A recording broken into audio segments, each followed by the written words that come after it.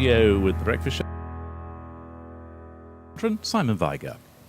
Good morning and welcome to coverage of day 6 of Cows Week 2021. And we have a breeze, which is a nice change compared to the previous 2 days. In fact, as we've been hearing in the forecast, that breeze is going to get stronger and stronger, and it's going to get wet as well. But at the moment, a nice breeze for the competitors. I can tell you that the black group will be starting on the squadron line and they will be heading to the west, whereas the white group will be starting on a committee boat start, and they will be heading to the eastern Solent for their racing there. And there's a bit more protection there in the east. So good conditions here. The first start due here at the squadron at 10 o'clock, and we'll bring you that on Cows Live, and of course all the course information as well.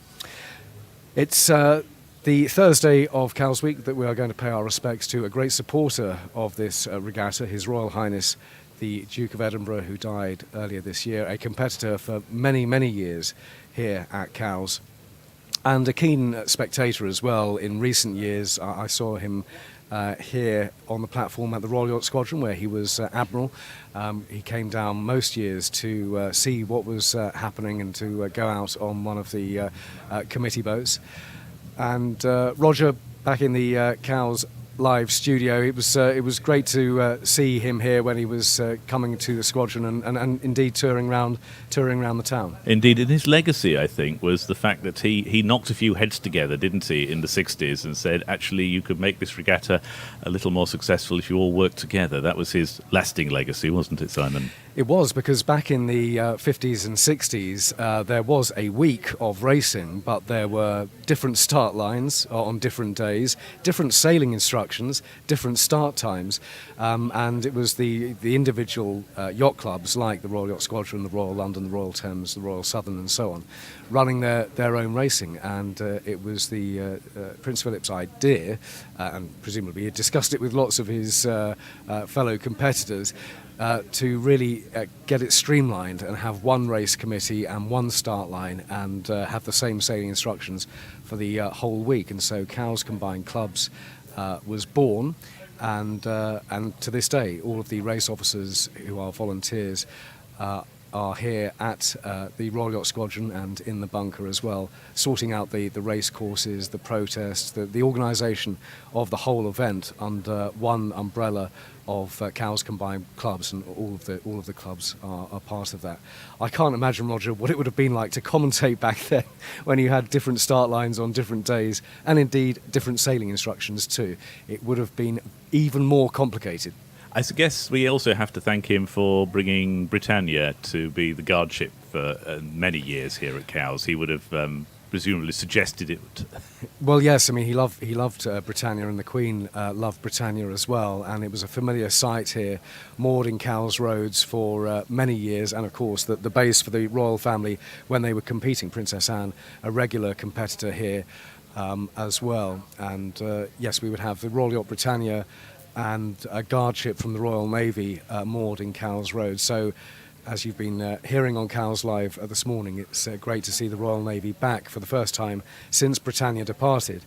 And that was part of the spectacle. It was certainly, we remember several big front page photographs of all of the racing around the Royal Yacht Britannia, and we remember some of those boats getting very close as well to the Royal Yacht, and I'm sure that would have amused His Royal Highness as well, because there was one occasion, wasn't there, when the ensign was torn off the stern of the Royal Yacht by somebody's mast and halyard getting tangled with it, and a chase boat was sent after this racing yacht to try and retrieve the ensign. But it was a great sight. It was obviously great to have the Duke competing here in the Flying 15s, in the Dragons, in the Sigma 38s, is what I remember towards the end of his racing career.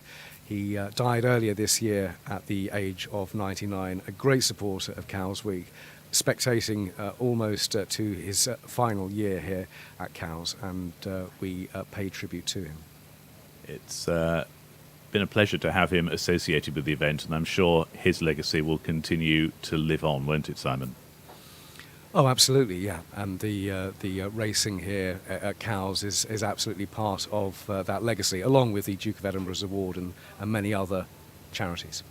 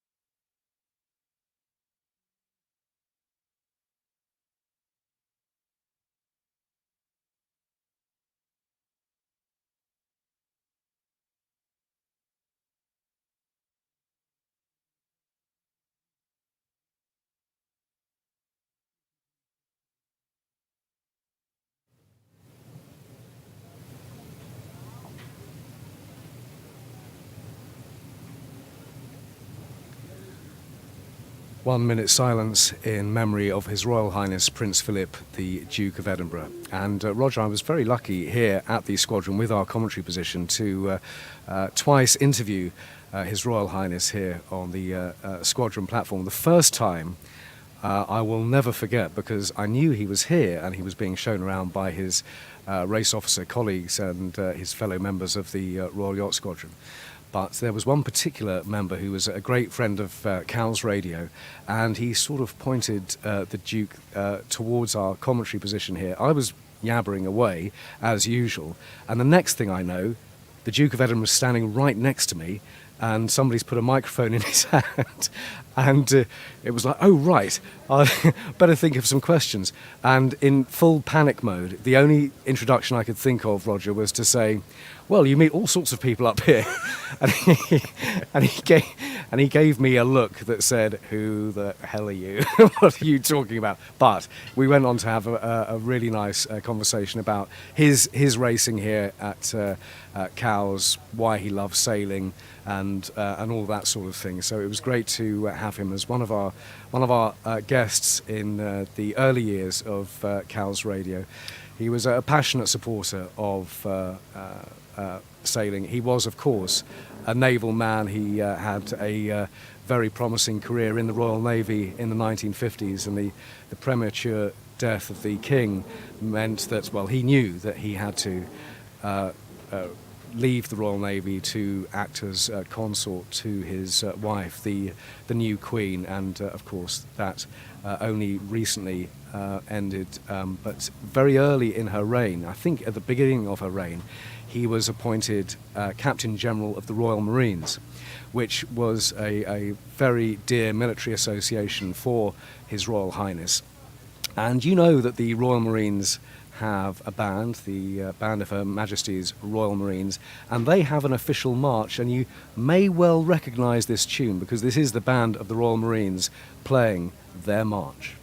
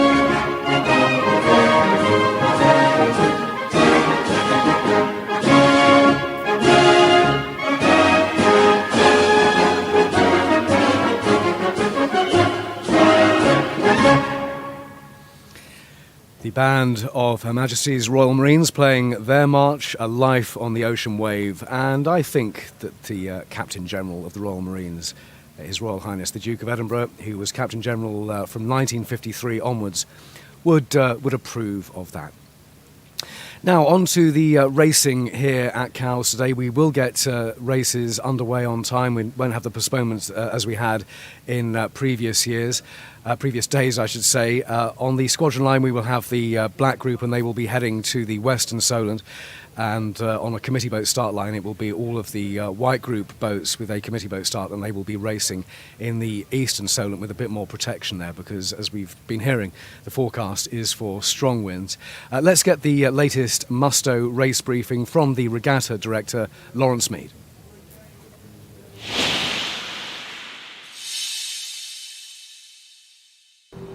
Good morning and welcome to day 6 of Cowes Week.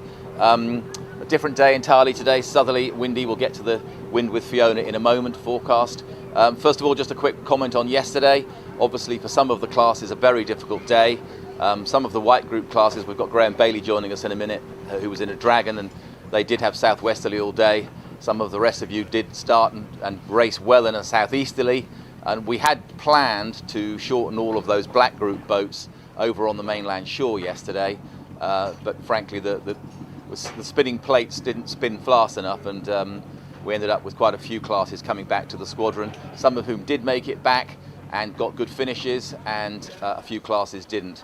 So our apologies for that. It wasn't very satisfactory in some cases, not for everybody, but there was a bit of frustration around. Understandable, and not how we want to run the racing. So we'll look at what lessons we can learn, and we'll move on from there. But we're all ready for today, so let's get Fiona in and find out what's happening on the weather. Good morning. Yes, well, the first thing you're going to need, Lawrence, is a coat. We are expecting a front to come through this afternoon. Quite cloudy this morning. The cloud will become thicker as we go through the start period, and looking for some rain to approach later. That's going to make our winds southerly, maybe south-southeasterly, just ahead of that rain. And we're looking at speeds on average of around 10 to 15 knots by start time, picking up again this afternoon around 15 to 20 knots. Around the front itself, which at the moment is due well after 2 o'clock, we could see speeds of around 22, maybe up to 28 knots for a brief period of time, and some fairly heavy rain. So a dry morning, southerly winds picking up later, and some quite heavy rain to come. Thank you, Fiona. I shall find my Musto coat. So we've got Graham Bailey joining us today. Graham doesn't yet know it, but I happen to know his committee boat for White Group will be down at QXI, just by the southern side of the Bramble Bank, and you'll be beating up towards the island shore. So the plan for today's racing is White Group starting on committee boat over there, which will give them a beat up to the island, and Black Group all starting here at the squadron going west. Quite a big day for the Black Group boats. Some of the bigger ones are going to have some quite long courses, but relatively shorter for the White Group in Dragon. So just tell me about yesterday for you. You were all in the southwesterly all day. We were. I think we were lucky. We were reaching up and down, watching boats just to the east of us in the wind the opposite direction, but we avoided the transition area between the two, so we had fair breeze throughout. We were okay. And I hear you almost got back to first again on the finish line. We were very close. So we rounded the last mark in 5th place and managed to get up to 2nd, very close. So we had a good last leg. And how does it feel to be sailing the Duke of Edinburgh's own boat? Well, it's classic Cowes Week in a classic boat, an iconic boat, and I've never had a happier Cowes Week. It's just amazing to be sailing that boat here. Yeah, in our favourite week. Yeah, well, you're a Cowes legend. I did Cowes Week in an Etchell once, and you won every race and overall. So I'm not sure what I did that week, but I didn't win every race. So your plan today, you're starting at QXR. You'll basically have a pretty straight beat across the current. Plan? Okay, we're in an ebb tide, a full ebb, I think, all race it's going to be, and we're beating into a southerly breeze into the island shore. So lots going on. I think that in the first instance, the current, if we cross the stronger, like the sort of channel going down to the south of the Ryde Middle Bank, that will translate into a sort of a right-hand shift with the ebb tide. So all things being equal, the wind will be in a right phase as we cross that, coming in towards the island shore. So that's a reason to stay to the right on that element of a beat.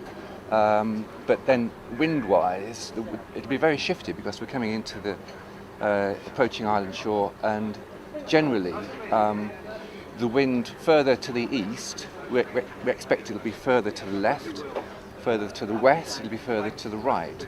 And so it's the sort of day where both sides could pay. So A classic cow's quandary. classic cow's quandary. So it's never obvious. And you won't be short tacking an Etchel with a dragon with a big Genoa. Well, quite. I mean, it's going to be a big day for David Heritage, our foredeck man, tacking that Genoa, and I suspect there'll be a lot of that going on. And David, of course, the man who actually restored the boat. He did, and he's loving his time on board. It's a dream project for him. After all of his life, he's building boats. He left home at 15 to do his apprenticeship at the Elephant Boatyard, and now he's restored the Royal Dragon. He's racing on her in Cowes. It doesn't get any better than that. Doesn't get any better than that. Graham, thank you. Wish you good luck today, and look forward to seeing you on the racecourse. So thanks everybody for joining us for the Mustoe morning briefing today. Looking forward to a good day. Hopefully we'll get a lot of racing in while the sun is shining, and I will go off and find my Mustoe coat. See you tomorrow. Thanks very much to Lawrence and Graham and Fiona. Thank you for the Mustoe briefing there. The first start will be in 20 minutes' time, so we'll have course information for IRC 0 and IRC 1. Just to recap, Black Group, the big boats, starting on the squadron line and heading off to the Western Solent. And the White Group starting on a committee boat at QXI International, and they will be racing in the Eastern Solent. Simon Viger here at the Royal Yacht Squadron, and out on the B&G commentary boat, it's Matt Sheehan. Good morning, Matt. Morning, morning. What do you fancy doing then in this strengthening breeze? You're going to watch the Black Group for a starter, aren't you? Indeed, yes. We're going to do a similar thing to we did yesterday. We're going to watch the Black Group starts here. Once we've got the majority of those away, then the plan is to pick up the cameraman and to head off into the middle of the Solent and report from out there. Oyster Catcher just heading towards and to the stern of the Red Funnel ferry as they leave for Southampton. But yeah, a good breeze here, and stark contrast to the previous 2 days. Yes, it is. And as we're hearing from Graham Bailey there, really quite a tricky day. Southerly breeze is always tricky here because of the influence of the island. Add the tide on top of that, and yeah, it's quite a puzzle to unpick or to piece together rather. And it's very interesting listening to Graham there, because if ever there was an illustration of just how detailed you need to be in order to succeed again and again, he just made that case. Now there is an amendment to the sailing instructions, amendment number 4. So I should recap the start times here and where the starts are for different classes and the timings of that. But in a nutshell, this is because of the potentially difficult wind conditions as the day progresses. Black Group will start from the squadron line, White Group starting from Committee Boat 1 near QXI International.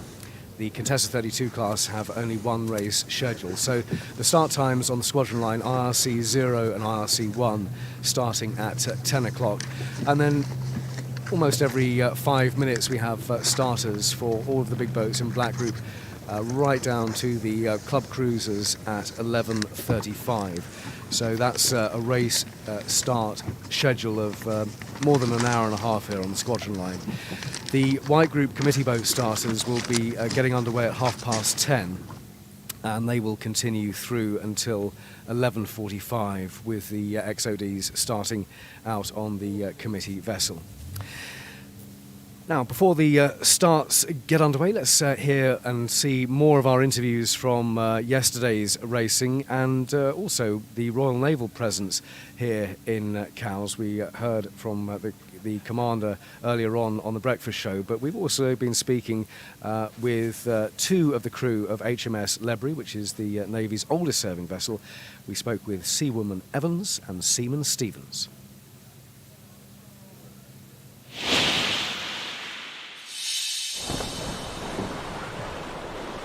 We're the guard ship this week, so we're privileged enough to be holding a great position just near the start line of the sailing this week. We arrived on Thursday evening, and we're luckily here till Friday morning, so we get to see the best part of all of the Cowes week. We're actually the oldest ship in the fleet, commissioned in 1981. Our job's usually based out in Bahrain, either Bahrain or out of Portsmouth. So HMS Ledbury is a mine countermeasures vessel. It's a mine hunter. The role of the vessel is to clear key sea lines of communication, from the threat of mines in the seaways that can be used to stop marine traffic and trade, or can be used to stop warships from gaining access to certain parts of the world. For many people on board, especially me, it's the first time being in the Isle of Wight, and yeah, everybody's been so lovely to us, very, very welcoming, and we're very privileged to be here. I've got a personal connection to Cowes, which makes it even more of an honour for me to be here. I'm a keen sailor. I've sailed at Cowes Week many times. Delighted to be here in this role. Although I would love to be out on the water myself. I've raced many classes here in the past, and for that reason I understand the strong links and competitive nature here. That's something that we share in the Royal Navy, and the sailing community with which we share so many values, traditions, skills and like. Again, as a maritime organisation based near the Solent, this is a very key sort of community for us, close to the Royal Navy.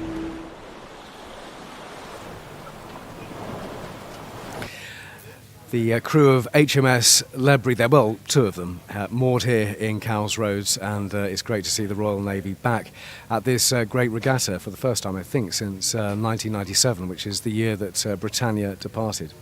But good to hear from them. It is 9:45, as we've heard, strengthening winds today and some rain as well coming in, but we'll have good conditions for the starts here. And they are heading off in the black group, heading off to the Western Solent. And Matt Sheehan's out there on the B&G commentary boat. So who are you looking out for in IRC 0 and 1, Matt? Well, it's the usual candidates in IRC 0 and 1. Obviously, the biggest boat in that fleet is Gladiator in 0. And they had a tricky day yesterday. Obviously, they got stuck in the middle of the Solent when the breeze shut down, and saw Genie, the fast 40 plus, sail all the way around the outside of them along the mainland shore and back again. But although they ended up finishing second, that was all really good. I think they probably feel that they've got their mojo back a bit. They haven't had the easiest of weeks this week. They haven't been able to get far enough ahead of the rest of the fleet to beat them on handicap. But today is another day, and there's more breeze, and it's the kind of conditions that the TP52 is more likely to be able to stretch its legs. So that'll be worth watching. There is, of course, a close battle within that class, within the fast 40 pluses themselves. And Genie taking the win yesterday, but frankly, they're all capable of taking a win, which is what makes that class so exciting. And then in 1, well, the couple of boats that I keep looking at in IRC 1 are the IC37s, the two of them, Ice and Fargo. New boats, new to us over here. They've been around a few years as a design in the States, but interesting Grand Prix boats. There's going to be a lot of eyes focused on them, and they've been having quite a battle all week, and they sort of set the pace in that class as well. So IRC 0 and IRC 1 starting at 10 o'clock. They have 12 marks, and we can give you that course information once the gun goes for their warning signal at 5 to 10. White Group starting on a committee vessel out at QXI International. Their first start at 10:30, the joint start for the J70s and the SB20s. And they will be running through from 10:30 right through until 11:45 on their starts for the White Group on a committee vessel. That's an amendment to the sailing instructions, amendment number 4, which came in last night. Black Group starting on the squadron line to the west and racing in the west.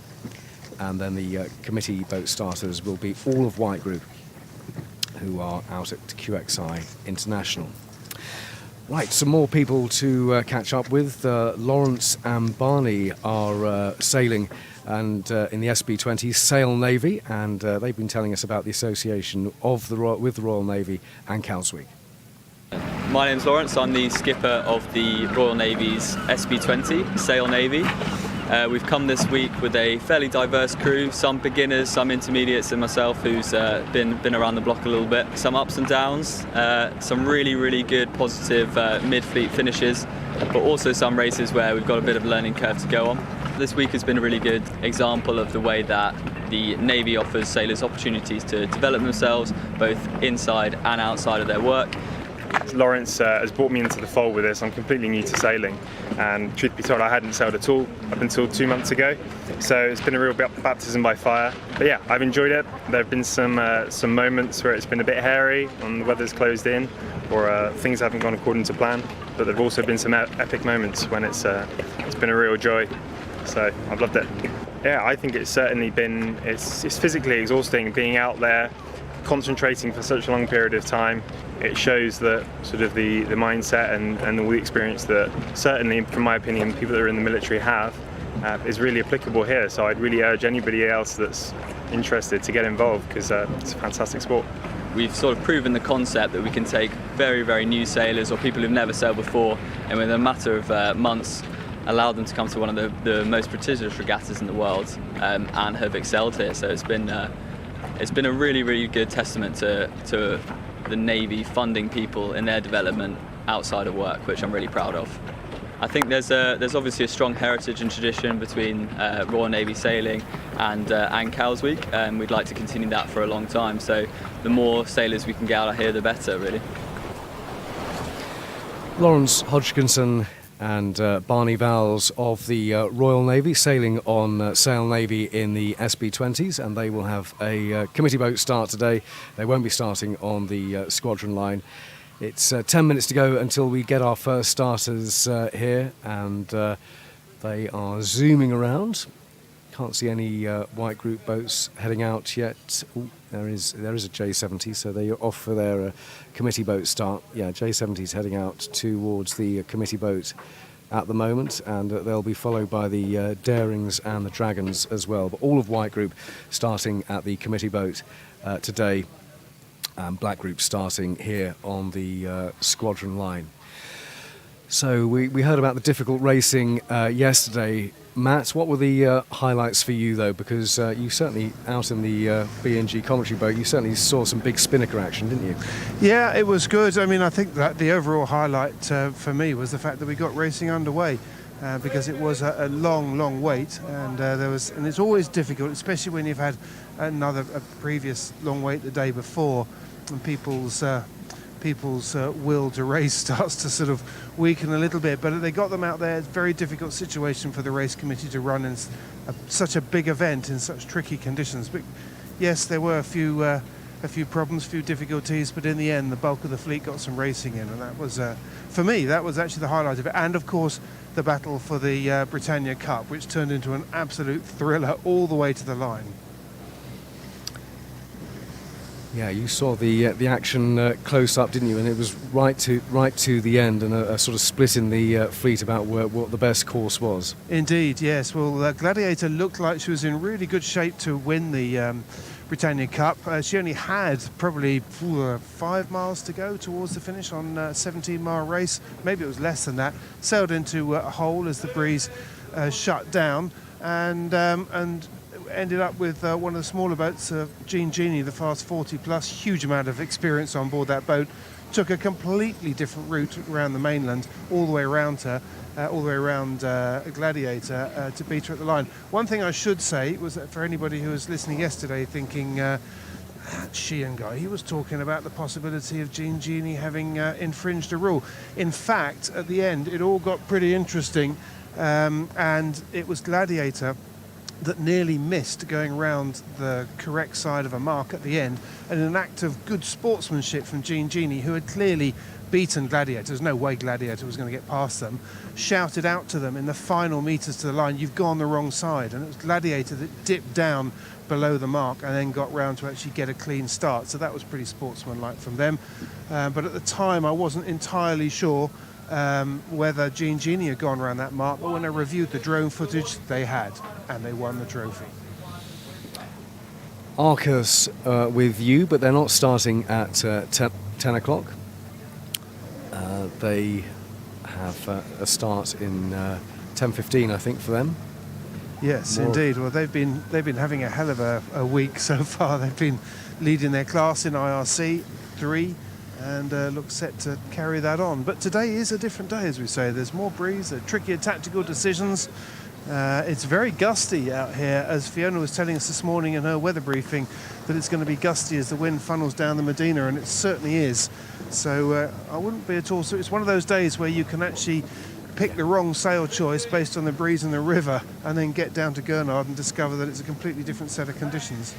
Right, here's the 5-minute gun for the IRC 0 and IRC 1 yachts, and then we can give the course confirmation. And there goes the signal for them. This is course confirmation for IRC 0 and IRC 1.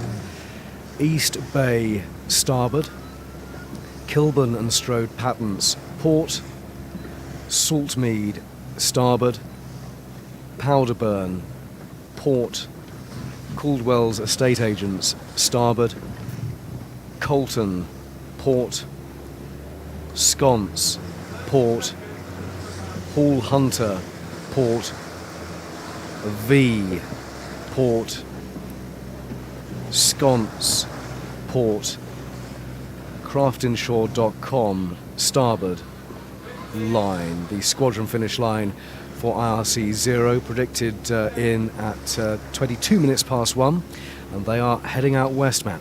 They are. I was just thinking, you don't hear Sconce in the race course that often.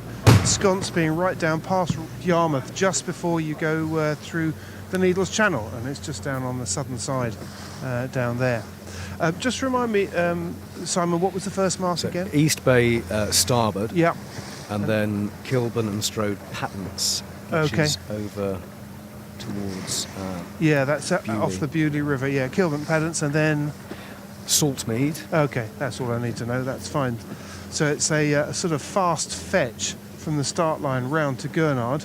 Then it'll be a bit of a, well, it will be a kite set over towards starboard pole, I would imagine, over towards Kilburn and the entrance of the Bewley, and then a fetch, almost a beat, down to Saltmead.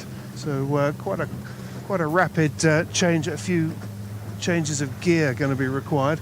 The other thing I just noticed, I just went to have a look at the transit on the line and to see where the outer distance mark is, and with the tide that is flowing to the west, the outer distance mark is about 4 or 5 meters ahead of the line. So if anybody's lining up their start line based on the outer distance, they're going to be over the line at the start. Jean Genie leading IRC 0 overall. It's very close with Kumbu second and Ran third. IRC 1, it's McFly leading with 2 firsts and 3 seconds so far this week. They've got a big lead over Journeymaker. 2.5 minutes to go. Indeed, yes. So some of these boats, I'm just looking at Kumbu back there, way back from the line. I don't understand that. They're holding right back there, but have I got them in the wrong class? Yes, I have. They're in 1, aren't they? Of course they are, that's why. So 2 minutes and 10 seconds to go, and Gladiator taking a look at the pin end of the line, so the northern end of the line. I think this is the favoured bit. I don't really see any argument for going inshore, because the tide's going with the fleet. The tide's going out to the west, so you want to be in the strongest bit of the tide. You also want to be away from the influence of the land, so that you don't get caught in a lull in there. So there's every reason to be out on this pin end of the line. But the trouble is, these boats are quite big, and there's not a lot of space there. So there's going to be quite a struggle and quite a battle to fight for that end of the line. I can see they've all got their codes. Well, I say all of them, all that have them, like Jean Genie, Gladiator. They've all, and also Oyster Catcher. They've got their code 0 set and furled. So they're getting ready to deploy them, so that's going to be their strategy. And at the moment, they're heading east to stem the tide and just counting down the seconds and judging how far they need to be before they can turn around and make a dash for the line. This is the 1 minute hooter for the joint start of IRC 0 and IRC 1. Day 6 of Cowes Week, and a good breeze to get them away. A strengthening wind, actually. All of Black Group starting here at the squadron, and the White Group starting out on a committee boat start. This is going to be really interesting. Gladiator has just jibed around. They're making their charge back towards the line. There's 36 seconds to go. They've got the tide under them. They've accelerated up. They're going quite quickly, and I think at that pace they're going to be too early for this line. They know that. They've headed up, just tried to slow down. Meanwhile, the rest of the fleet getting a little bit bound up with itself in the middle of the line and at risk of going in towards the island where there's potentially less breeze, but they're all having to stick their bows up to stop themselves getting swept too close to the line. 13 seconds to go. It's getting very close indeed. There is one boat there that looks like it's quite risky, I'd say, with 7 seconds to go. They're going to have to put their bow up. They do put their bow up. Gladiator puts her bow down. They now know they can go for it. Foot to the floor. They're in the nicest position. There goes the gun. No one from what I could... Ooh. Individual recall. Interesting, okay. I think it's for one boat. Okay, couldn't quite see that. It's certainly not for Gladiator. They were behind the line. Gladiator got a really nice start there. Absolutely cracking start at speed at the end. But just on the inside of them, just slightly to the south, is Jean Genie, who were really going for it at that line and accelerated away. But Gladiator showing the extra waterline length, extra sail power, and hence the extra horsepower, and is just pulling away from the fleet now. But Jean Genie, what a start for them as well. They've absolutely shown the rest of the Fast 40 Plus fleet a clean pair of heels there. They're in a gust of breeze, they've accelerated through, and these two are just pulling away from the rest of the fleet. Off go the big boats in IRC 0 and IRC 1, heading for their big race in the Western Solent. Oystercatcher, the blue hull, trying to catch up the others, but plenty of boats in front of them. That gun is the 4-minute gun for the Cape 31s, who are starting next. We'll have their courses in a second, but away they go. The black sails, lots of black sails in this class. It's really quite gusty down here, as we expected. These gusts rolling over the land and hitting the fleet. But it's still Gladiator and Jean Genie that are making the best of this. They're managing to get into those gusts first. This is a case of the rich getting richer as they extend their lead. They're already just approaching Gurnard now. The speed that they're going down here, we're doing about 12, 13 knots over the ground. So this part of the leg isn't going to take very long at all. But they're going to have to come up around the corner at Egypt Point. That's going to be a bit tricky because they will be in the wind shadow. It's going to force them to come closer to the island. The pace will slow a little bit, but at the moment, Gladiator's got a little bit in hand, and Jean Genie up on the plane. She is rocketing along, and they haven't even set their code zeros yet. Kumbu chasing them as they head off to the west, and a great start here for all of the spectators and everybody watching on cowsweek.co.uk. The pictures there allied with the commentary here from Cows Live. It's the Cape 31s next. Attention Cape 31s, this is your course confirmation. East Bay starboard, Kilburn and Strode patterns port, Saltmead starboard, Powderburn port, Caldwell's estate agents starboard, Colton port, Sconce port, craftinsure.com starboard line, the RYS line 1, and a predicted finish for the Cape 31s at about 2 o'clock. The final mark there, craftinsure.com mat, so that's where they will be coming in from.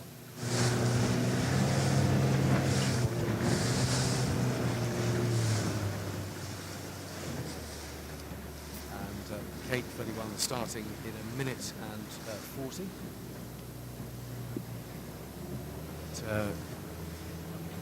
Matt coming back for the start of the Cape 31 class. Indeed. New class here at Cowsweek.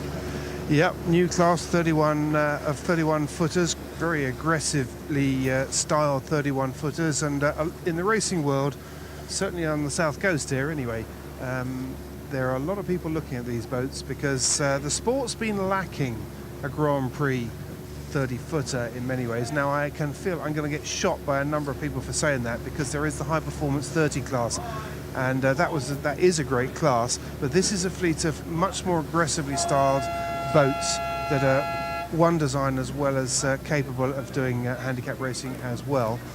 They look, they've certainly been very interesting. This is the kind of breeze I want to see them in as well, if not more breeze, because they look to me like they are absolute downwind flyers, downwind machines. and they've had some close racing. But the boat to watch out for, one of the boats to watch out for in this fleet is 311, which is Squirt, helmed by Russell Peters, and with a very experienced crew on board. In fact, there's lots of experience across the entire fleet, but they've been doing pretty well this week. And they're coming up now with 20 seconds to go, and we're seeing a similar setup now to Class 0 and Class 1, where they're all getting back from the line to just get their pace right coming into the line with this tide underneath them. They're all being pretty cautious, actually. There's 7 seconds to go. They're way behind the line. They're going to be absolutely fine, all of them. And Giraffe gets a good position there, actually down at the outer end of the line, but it's Squirt. I beg your pardon, not Squirt at all. It's Galavanta. Oh, there's a bit of a punch-up going on at this end of the line with Galavanta asking for room to get round the mark and trying to squeeze up Harlequin, who is a windward boat. Galavanta's actually hit the outer end of, I think they touched the mark, not sure whether they did or not, but that was pretty tight there. Galavanta had to give, Harlequin had to give Galavanta room to get around that mark, and they only just did. Having just bigged them up, Squirt got their timing completely wrong and are last across the line there. Meanwhile, at the front of the fleet, just only 40 seconds into the race, and Giraffe has pulled out a bit of a lead here. Only half a boat length, but sometimes that's all it needs to just get enough clear air to then make your own judgment on where you want to go without having to worry about others. Behind Giraffe, just to windward, is Catabatic. Quite appropriate, really, that name, as the breeze comes spilling off the hills. And it's Catabatic who actually got a little gust there, just enough to get them to accelerate up into striking distance of Giraffe. Giraffe have really got to get their foot down and concentrate on not letting Catabatic roll them, because if Catabatic roll over to windward, and they look like they're going to, then Giraffe are going to have a problem. They're going to get in the dirty wind, dirty air, and all that good early start is going to be for nothing. And they're just holding. They've got the breeze now. They're just holding their position there. The Giraffe are just with Catabatic to windward. They can't quite get onto their breeze. The breeze has come forward as well. Not only is it puffy, it's really shifty down here. You've got to be on your toes on this leg. You cannot afford to get caught out with the jib over trimmed or under trimmed. You've got to be on it. Those that are squeezing themselves ahead, and those that aren't are just slipping further behind. Easy to say, tricky to execute. Saradonyx is up to windward. She's one of the most windward boats, and then just behind her is Nifty with the distinct lime green logo down the side of the boat. But as it stands at the moment, it's Giraffe and Catabatic. Giraffe just about held on to the lead that they had, or the advantage that they had, and they've now managed to eke out just a little bit further. They're a bit further to the north, so they're getting a slightly stronger breeze as it comes over the hill and hits the water. They're actually in a better position because they're further to the north, and as I say that, a nice gust comes in, they accelerate away. Crikey, these boats accelerate pretty quickly, even just under jib upwind. You can see why they're being talked about. So as we get towards Gurnard Buoy, that didn't take long, a couple of minutes, 3 and a bit minutes, or just under 3 minutes to get to Gurnard. They're rattling down here. They'll be having an eye on Class 0 and Class 1, because certainly for the first few legs, they're following them around the course. Giraffe, as they go around the corner from Gurnard, heading out towards East Bay, it's Giraffe that leads and Catabatic in second. Cape 31s are away. It'll be IRC2 next. This is the course confirmation for IRC2. East Bay starboard, Kilburn and Strode Patterns port, Saltmead starboard, Powderburn port, Caldwell's estate agents starboard, Colton port, Sconce port, craftinshore.com starboard line. That's the course for IRC2.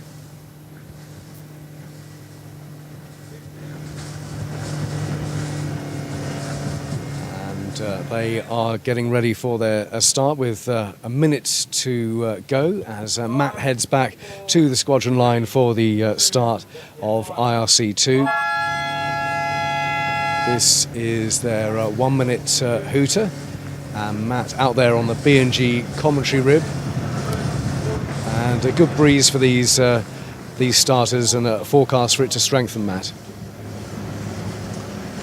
Here we Yeah, go. we're seeing the breeze. You just mentioned the breeze there, Yeah. Simon. We're seeing. We currently got. It says only 10 knots, and I guess that's true. Except we're seeing gusts up to 15 knots, so 50% more breeze in the gusts. So that's really quite a difference. And interesting to hear that this class, IRC Class 2, they got the same course as the first two starts that we saw go. So that's good because they got quite a few markers down the track to give them an indication of what might be in store. 12 seconds to go until the start. The boats that I've got my eye on are Leon and Yes and Incognito, because among a few others, they're right at the front of the fleet. But Yes, actually, ooh, well, that's interesting. What on earth is Yes doing back there? That's a real shocker. They weren't anywhere near the line. They were the leewardmost boat at the start, and didn't seem in any rush to try and pull their way through the fleet. I don't know what was going on there, but it was Leon that actually got the best start. They got themselves lined up pretty nicely on that line, and once again, they, like some of the other leaders we've seen, they managed to get their nose out just in front. You only need half a boat length. That's all you need, just to get your bow in front of your competitors up to windward, just to make sure that you get the breeze just that bit before they do, and they don't spoil your breeze and slow you down. But it's Leon managed to accelerate out of there, which is pretty good going, because they've got a Beneteau 40.7, which has got a fair bit more sail area and longer waterline length, so potentially faster to windward, and they have to protect themselves against that being rolled by that boat and being put in their wind shadow. Further up to windward, up towards you, Simon, there's Stiletto. They were one of the other front runners, certainly yesterday in this class, and in fact they were leading at one point. And they're taking the route that takes them closer to the shore.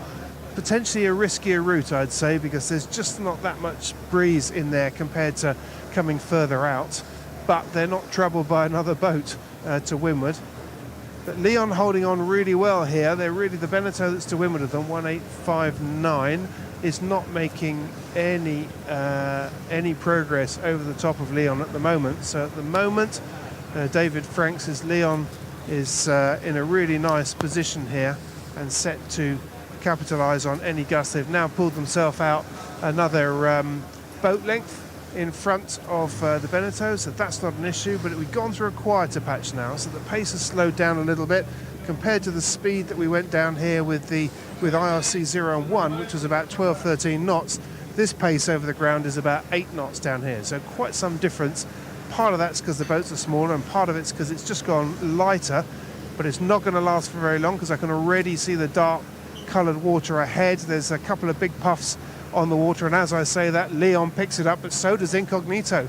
They actually get that gust inshore and accelerate, and they are accelerating down towards Leon. They've done very well. That was a gamble going in there and going in quite so far inland, but it's a gamble that seems to have paid off, because Stiletto, on the water at least, have got themselves into second.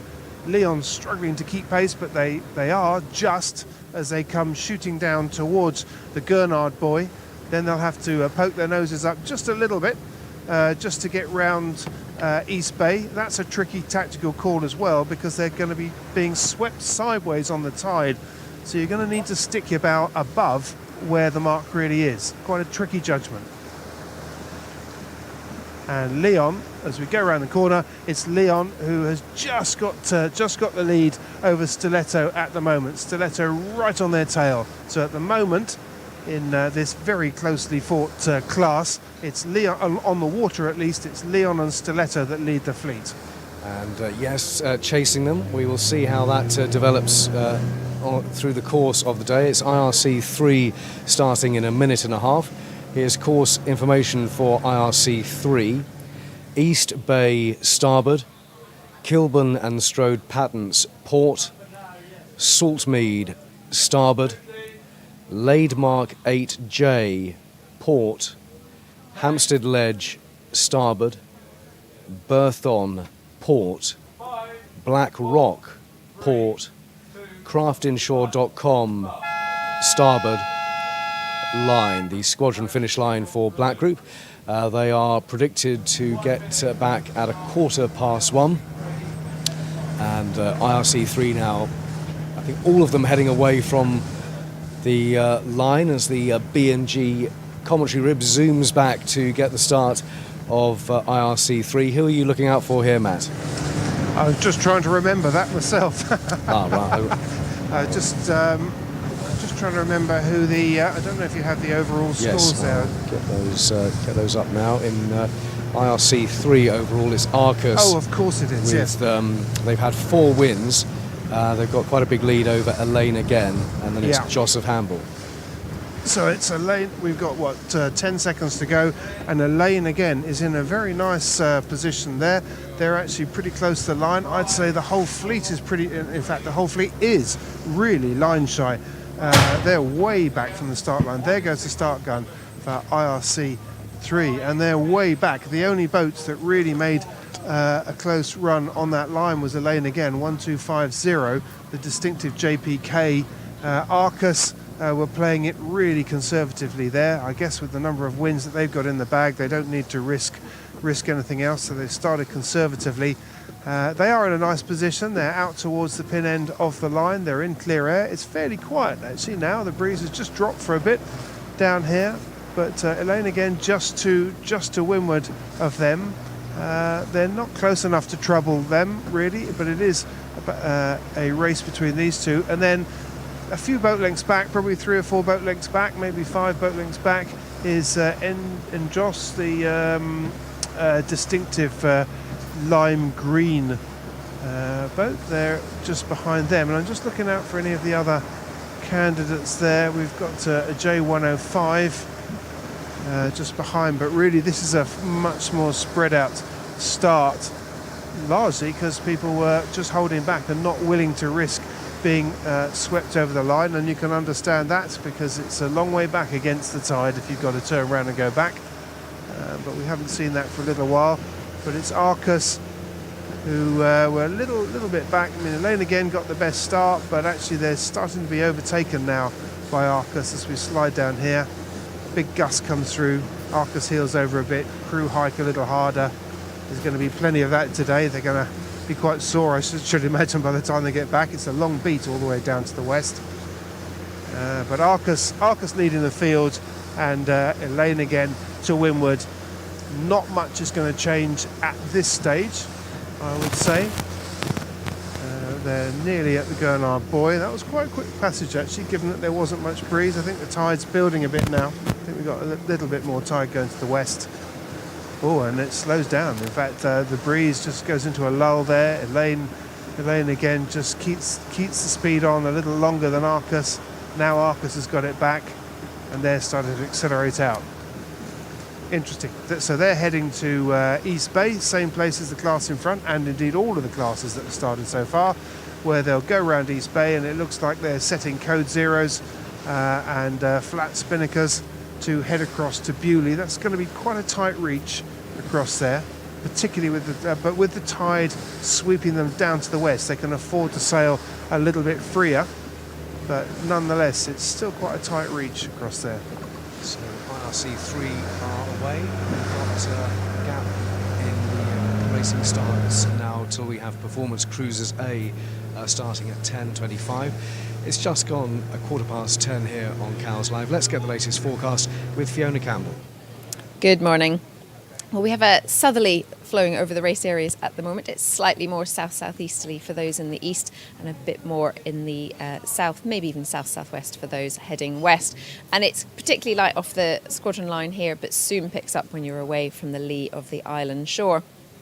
We've got reports of around 12 to 16 knots around our race areas, and it's not going to change particularly fast over the next few hours. But we do have a front approaching from the west. It'll be fairly obvious to see our high cloud at the moment with patchy sunshine will become darker and greyer as that rain approaches, turning particularly wet for a time this afternoon. At the moment, hopefully after around 12 o'clock definitely, and most of it after 2 o'clock. It's coming across Lyme Bay at the moment.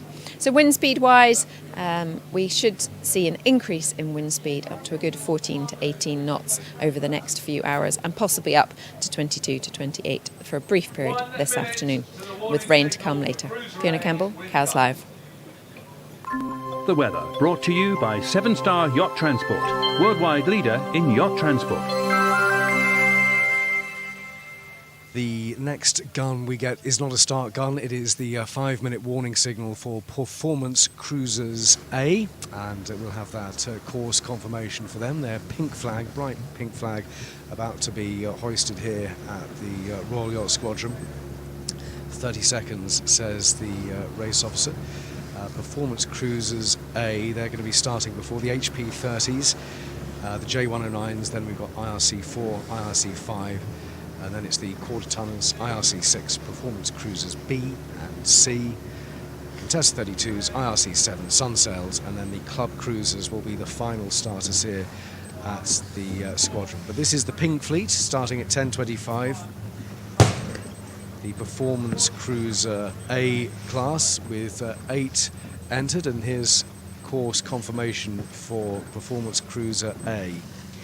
East Bay starboard, Kilburn and Strode Patents port, Saltmead starboard, Laidmark 8J port, Hampstead Ledge starboard, Draycott's port, Charles Stanley port, craftinshore.com starboard line, the squadron finish line for all of Black Group, and the cruisers expected back from 1:20 onwards. Their pink flag flying from the flagstaff here, and good wind for their start. This is the 4-minute preparatory gun for them,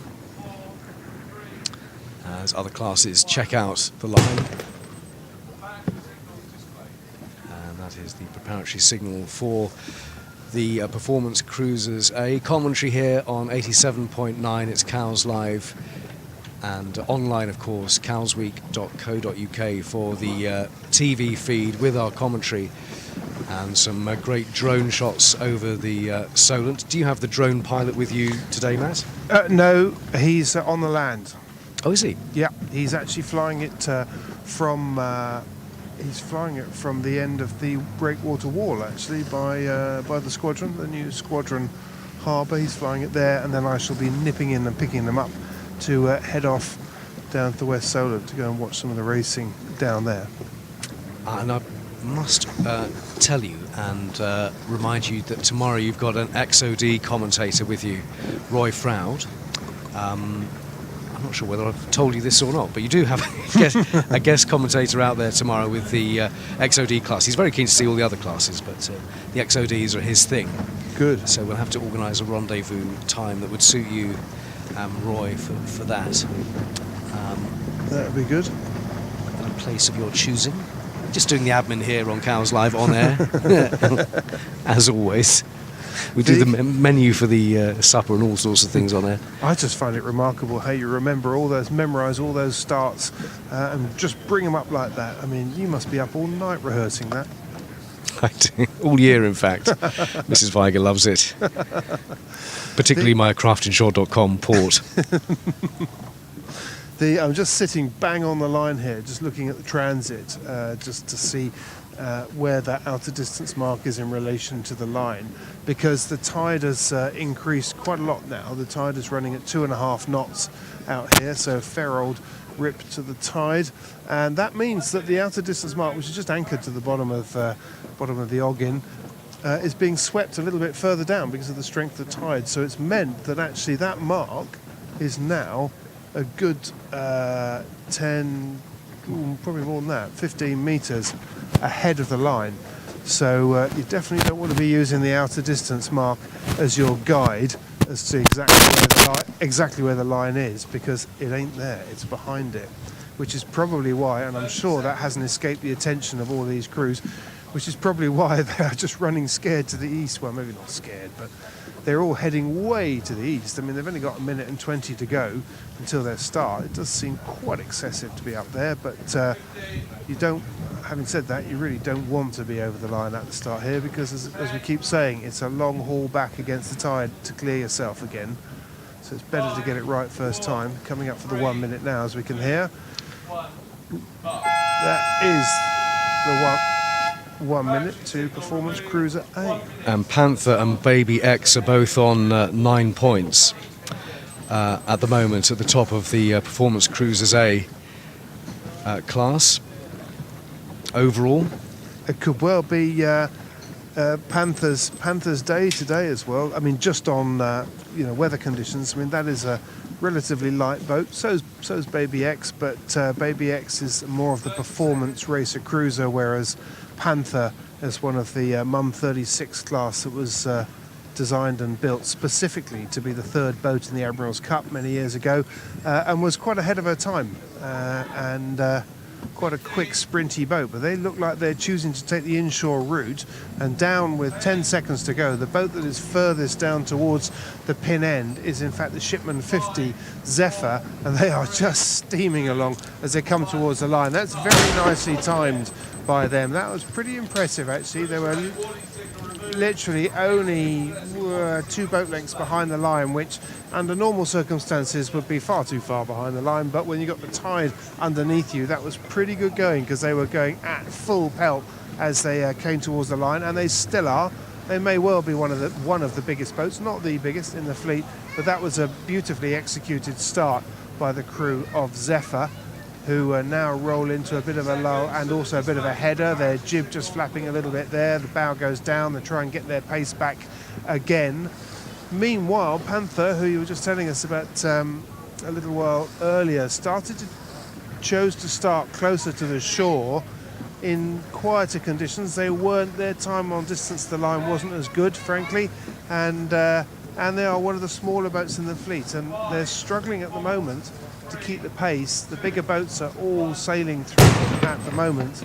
That may well just be a temporary thing, because once they get out into the stronger breeze, certainly that Mum 36 will light up. But the boats, also the other boats being bigger, all have to give Panther time anyway, so they have to be ahead of Panther to beat her on corrected time.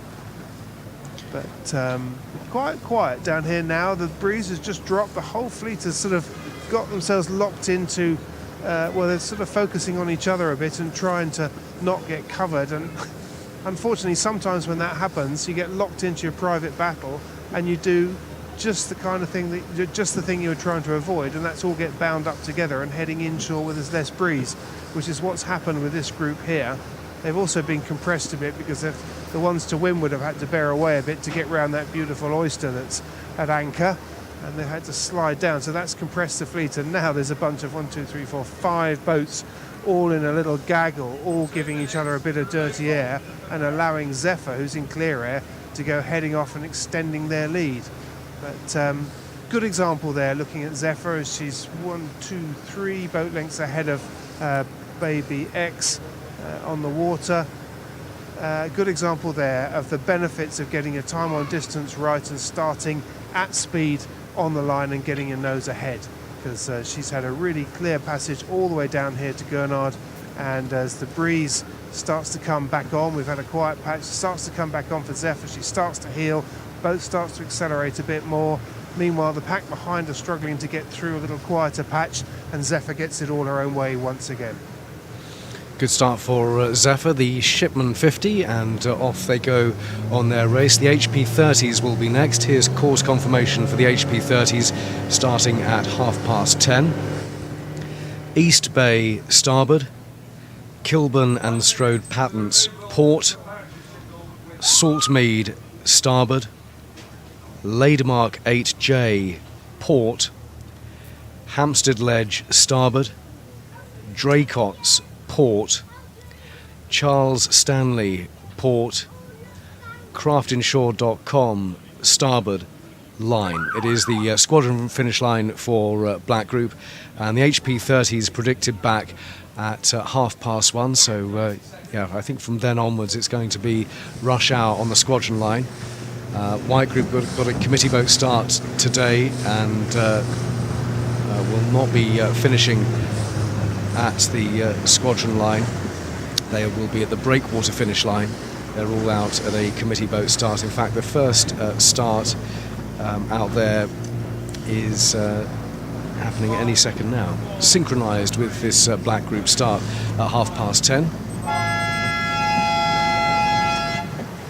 So that is the 1-minute hooter for the HP 30s, and leading overall in the class here with I think 7 entries.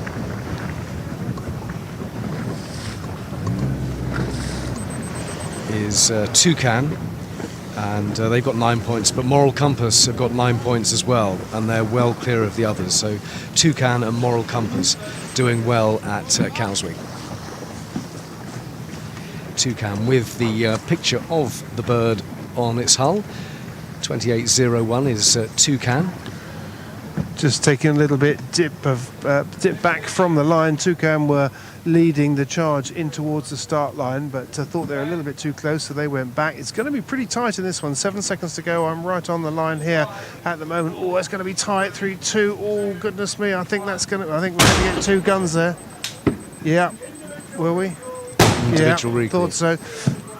And I think that was Toucan. They were 2 seconds early on that line, as far as I can see. I was right on the line, and they've gone back, and that's going to be, that's going to cost them quite a bit of distance there, because they've got to go back against the tide. They're nearly there, but their arch rivals are shooting off down on the tide, and it is Jerry Hill's Moral and Richie Faulkner's Moral Compass that is leading the way. Only just, I mean, they were just enough behind the line to start cleanly. And there we see Toucan now turning around on the line. So look at that, look at the distance that they've given away already. That's got to be 10 or 12 boat, no more than that, 15 boat lengths. So quite a distance already in a class where they usually go round as a gaggle. So they can make up that distance. That's going to be pretty tricky. Moral Compass in the lead at the moment, but it's very, very tight between them and the USA 001, which is also a FAR 280, just to windward of them. Then there's a Far East 28 just to windward of them, and then we've got Jester further out offshore down near where I am, getting the big gust rolls over the hills there off Cowes Green, gets the whole fleet at the same time, and it's the FAR 280s of Moral Compass and the American one that accelerate most quickly and just eke out a boat length or 2. You can see just how these are the FAR 280s are very light boats, plenty of sail area, plenty of horsepower, good sail power to weight ratio, and so in these gusts they will, with every gust, just accelerate ahead of the more conservative boats like the Far East 28, which is the same length but just doesn't have as much grunt, and Jester out here as well.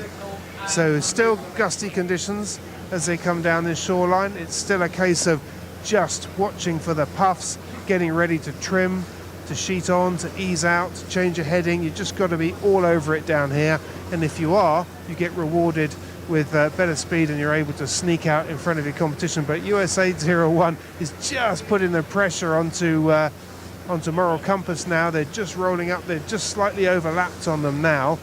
Moral Compass knows full well that they need to keep that pace on just to keep their clear air. If they let the American boat slide through, they're going to be parked up for a little while, or at least they're going to be sitting in dirty air. But the American boat's doing a very good job of just inch by inch just squeezing themselves forward. Moral Compass trying to push themselves out, trying to get into that clear air, trying to accelerate. They just can't quite get there. And it's a right needle match between these two boats as they head towards Gurnard. It's Peggy is the American one. Peggy, sorry, I was trying to think what it's called. And just as the pressure had been on for the last 30 seconds or a minute, then suddenly it switches off, literally, as the breeze, there's a lull in the breeze, and Moral Compass just manages to squeeze in front, and now they're a boat length ahead. So there's going to be plenty more of that, I'm sure, all the way around on this course, but just a taster there in the first 4 minutes of this race as to what's in store for this fleet for the rest of the day. J109s will be following them, 1 minute and 20 until the start of the J109s. Here's course confirmation for them.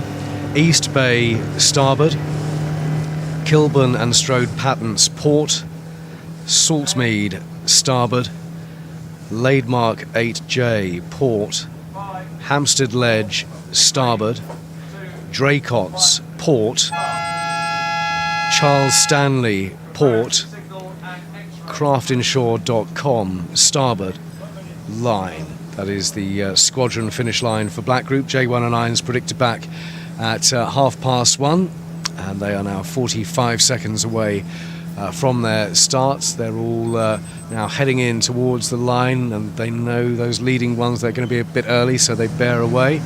That was the black sail of 91 in the J109s, and that is Jukebox.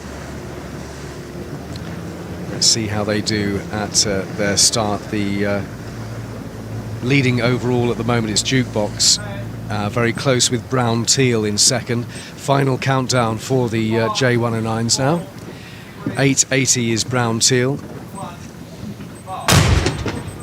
That all looked all clear to me. Brown Teal got 8:80, got the best start there.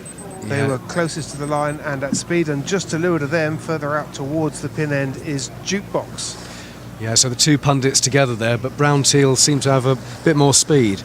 They did, yes. They put their bow down just that little bit earlier, gathered pace. It really is tricky to get the timing right on that, but they did. But Jukebox is in contention there. They are further out to sea. They're not quite overlapped, but there's not a lot between these two boats. But it is Brown Teal that is leading at the moment. In fact, they're in a nicer bit of breeze. They're just starting to pull ahead from Jukebox. Has actually hit a quiet patch, and they know it too, and they've just headed up to try and get a bit of extra breeze. They can see a patch of breeze on the water that's just closer, slightly closer to the shore, and they've brought their bow up to try and get to it, but the pack behind have started to squeeze up on them, close up on them. Meanwhile, Brown Teal goes into a header there, as in there's less breeze. The jib starts to flap as the boat slows down, and the apparent wind starts to swing forward. And they bear away, they sheet in, they try and keep the pace on. They do keep the pace on. Fortunately for them, the boats that are following, Jukebox and 2091, also run into a quieter patch. Meanwhile, closer to the shore, and can't remember what the name of the boat is. Is it Jumping Jellyfish or one of the jellyfish? Jazzy Jellyfish, is it? 6809, the dark blue hull of that J109. 6809 is Jibe Talking. Oh, Jibe Talking. Jazzy Jellyfish is 8529. Oh, okay. So Jibe Talking actually were picking up there as the three boats further offshore ran into the quieter patch. Jibe Talking, the dark blue hull, who's inshore, started to gather a bit of pace as a little bonus puff came through, but it was short-lived, and the three boats that are slightly further offshore now pick up the breeze again. It's really, well, as it has been all morning, it's been up and down. We've had 9 knots up to, it's currently 9 knots, but it's gusting up to 16, 17 knots down here, so really quite a difference in wind speed and the gust. 50% more breeze. As I say that, Jukebox gets hit by quite a big gust, a little slow to ease the main out there, and they just started a little round up. It wasn't a broach, but enough to slow the boat down a bit as the rudder acted as a brake, but they're back up to speed now. They've eased their main and their jib out, and they've started to accelerate.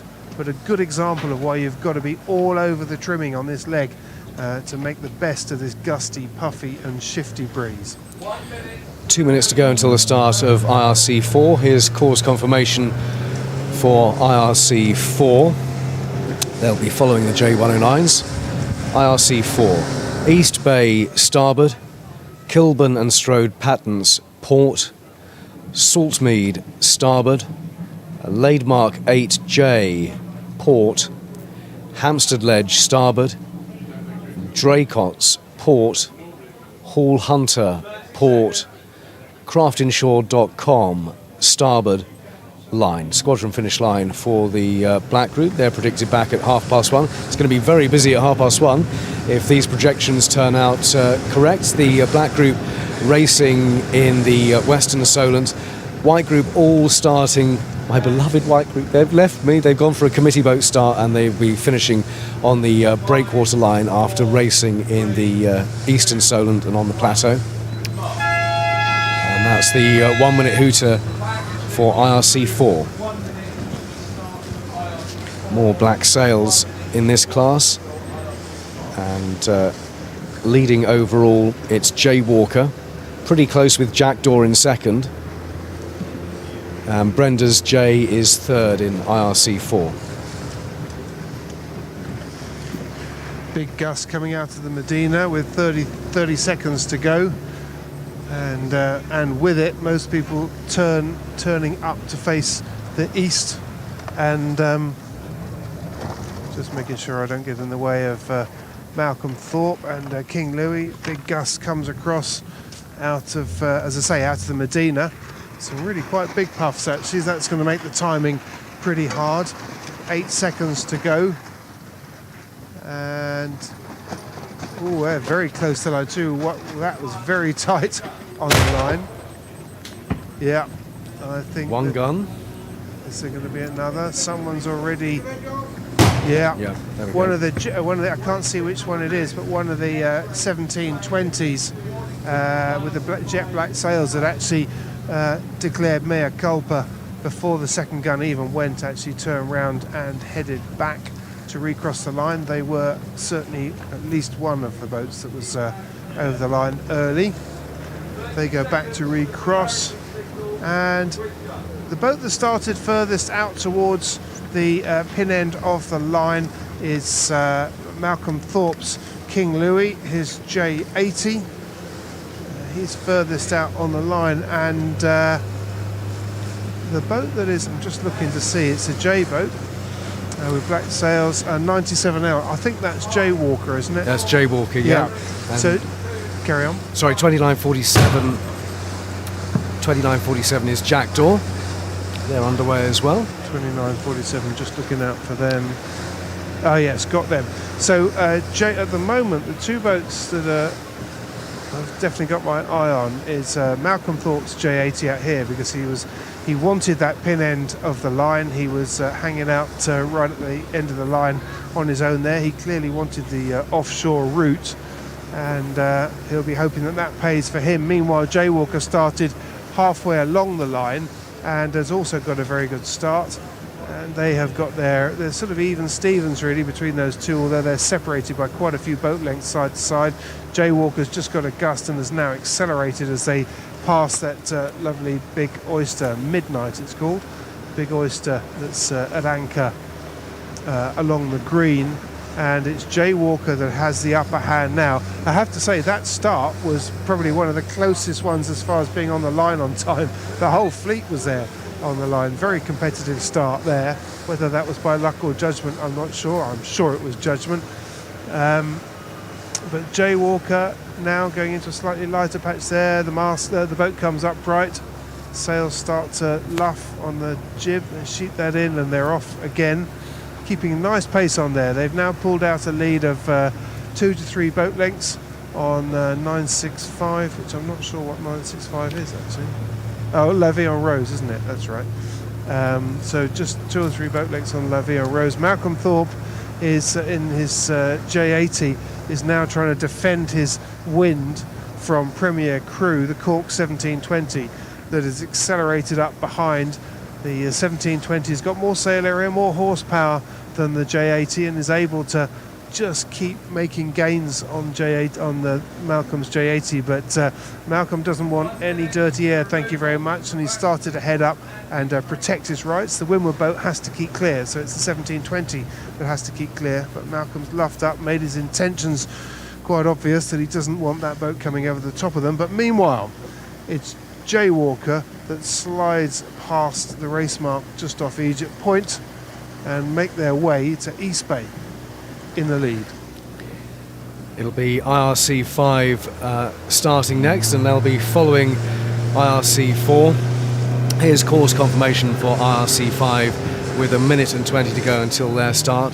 East Bay starboard, Kilburn and Strode Patents port, elephantboatyard.co.uk starboard, West Leap port, John Ranger starboard, Laidmark 8J port, Hampstead Ledge starboard, craftinshore.com starboard. Line, squadron line predicted for the IRC 5 boats at 1:15. And And leading in Class 5 is Whooper. Overall, they are on 12 points, and then it's Quokka on 18.8 in Class 5. They're wheeling around now, some of them heading away from the line, getting ready for a start in 30 seconds' time. The B&G commentary boat makes its way back to the outer end of the line to say hello to Running Bear, the committee boat from the Royal Yacht Squadron. Morning, Running Bear. Just trying to make sure that I'm not OCS either. I get back down behind the line with 14 seconds to spare. Well done. So who you got coming towards you there? Yes, 8 seconds to go, and we have Cutlass, the John Corby 30, the bright red boat. There's someone who's that John with the blue one, which is Second Chance, I think it's called. Touch paper is 90.22. Blue Hull is touch paper, and 7.10 is Hooligan. Well, just alongside Whooper, that started out by this pin end of the line, the northernmost end of the line. They were a few boat lengths behind the line as the gun went, but they were travelling at pace as they got to the line. They were going quicker than anybody else, and they just zipped through. And as the fleet to windward just ran into a little bit of a lull, Whooper just kept going and got themselves into a nice position. They've got they've got clear air, but all their competitors are to windward of them. So if any one of them starts to advance, they're going to start spilling dirty air down onto Giovanni Belgrano's Whooper. But at the moment they're holding their nerve, as you would expect them to do. This is a crew that has won many races in and around the Solent area, including around the Island race. Hugely competitive. But actually the boat that is just pulling ahead now, I think, is that Secrets 5395? I think it's Secrets. That's it, Secrets, yeah. So Secrets 5395 pulling a nose ahead. She's not actually leading on the water, but because the boat that's leading on the water is 9022, which I think is it's touch paper. Touch paper. It's a Corby 29. 29, okay. 2604 is Second Chance, a Corby 26. That's the one. Okay, I'm getting them mixed up. Okay, so touch paper at the moment is leading as they slide their way down to the west. Touch paper is further inshore than most of the fleet, probably the second most furthest inshore. Gone a little bit quiet for them there. Secrets are keeping the breeze, and now they get a bit of a gust, and Secrets starts to accelerate. Meanwhile, out here at the outer end of this first part of the leg is Whooper, keeping the pace on, looking really nice, I have to say. I know I talk about this boat a lot, but I'd argue for very good reason. Built in 1939 and still racing her heart out many, many years later. And looking really good. She looks so comfortable in this breeze now. Long waterline length, clearly a very fast boat in these kind of conditions. The light weather hasn't really suited her, but they've still done pretty well. Well, very well, obviously, but this is much more what they'll be looking for. And they've actually just slid themselves into the lead now. The breeze has just picked up a little bit over the last 30 or 40 seconds whilst I was talking, and that was enough for Whooper to accelerate and now move themselves up, well, even Stevens on the water with touch paper to windward. A couple of the crew of Whooper, no, 3 out on the rail there. Good breeze for their start. The gun just now coincided with the display of Yankee, the red and yellow stripy one, which means personal buoyancy must be worn now for all the subsequent class starts. Whooper and the rest of Class 5 off on their race. We've got, we mentioned the Corbys in there. We've got a modified Hunter 707 half-tonners, an A31, and they are heading off to the Western Solent. We've got a break to the 5-minute schedule. Now the next starters will be the quarter-tonners at 5 to 11, and Yankee code flag Y is now flying from the Flagstaff here with the personal buoyancy obligation for all of the classes starting out. Cutlass getting away in RRC 5. We heard from them earlier on. In fact, we heard from the Royal Navy commander who was a guest on the breakfast show with Roger Price. He's sailing on Cutlass. in Class 5, which is Bermudan sloop. Lots of naval connections here, of course, at Cowswick. So we're about to get the 5-minute gun for the next class, the quarter tonners. This is not their start gun. And but when we get to Class 7, I've got a message for you about Class 7 and what to say and what not to say, Matt. A request, really? A request anyway, a polite request. Quarter tonners with just over 5 minutes to go until they get underway. We've still got 8 starts here on the squadron line. No one from White Group, they're all out on a committee boat start and finishing at the breakwater line. So this is the 5-minute warning signal for the quarter tonners. And this is their course confirmation as their class flag is displayed here.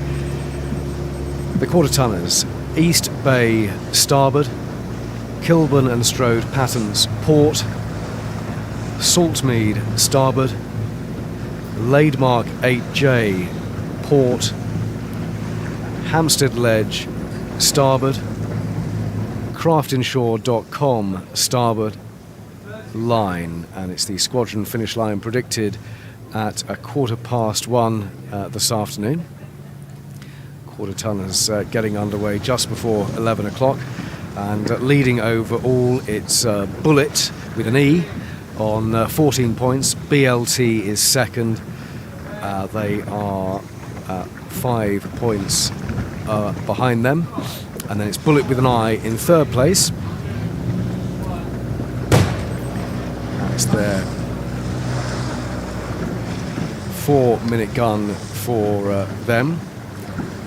So yes, the message on Class 7, IRC 7, Silver Fox.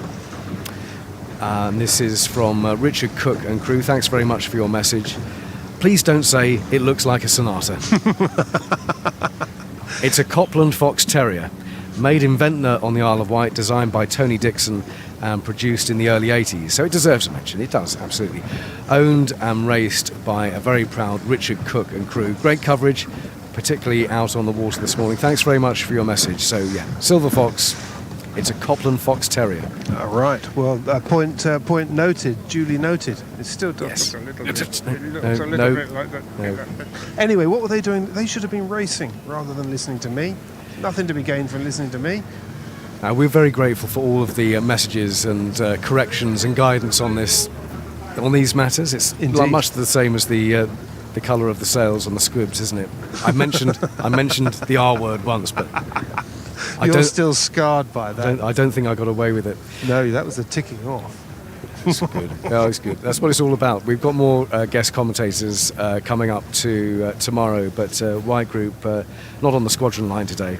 But hopefully tomorrow we will have darings and victories, and you will have an XOD pundit out with you on the B&G commentary boat. Lovely.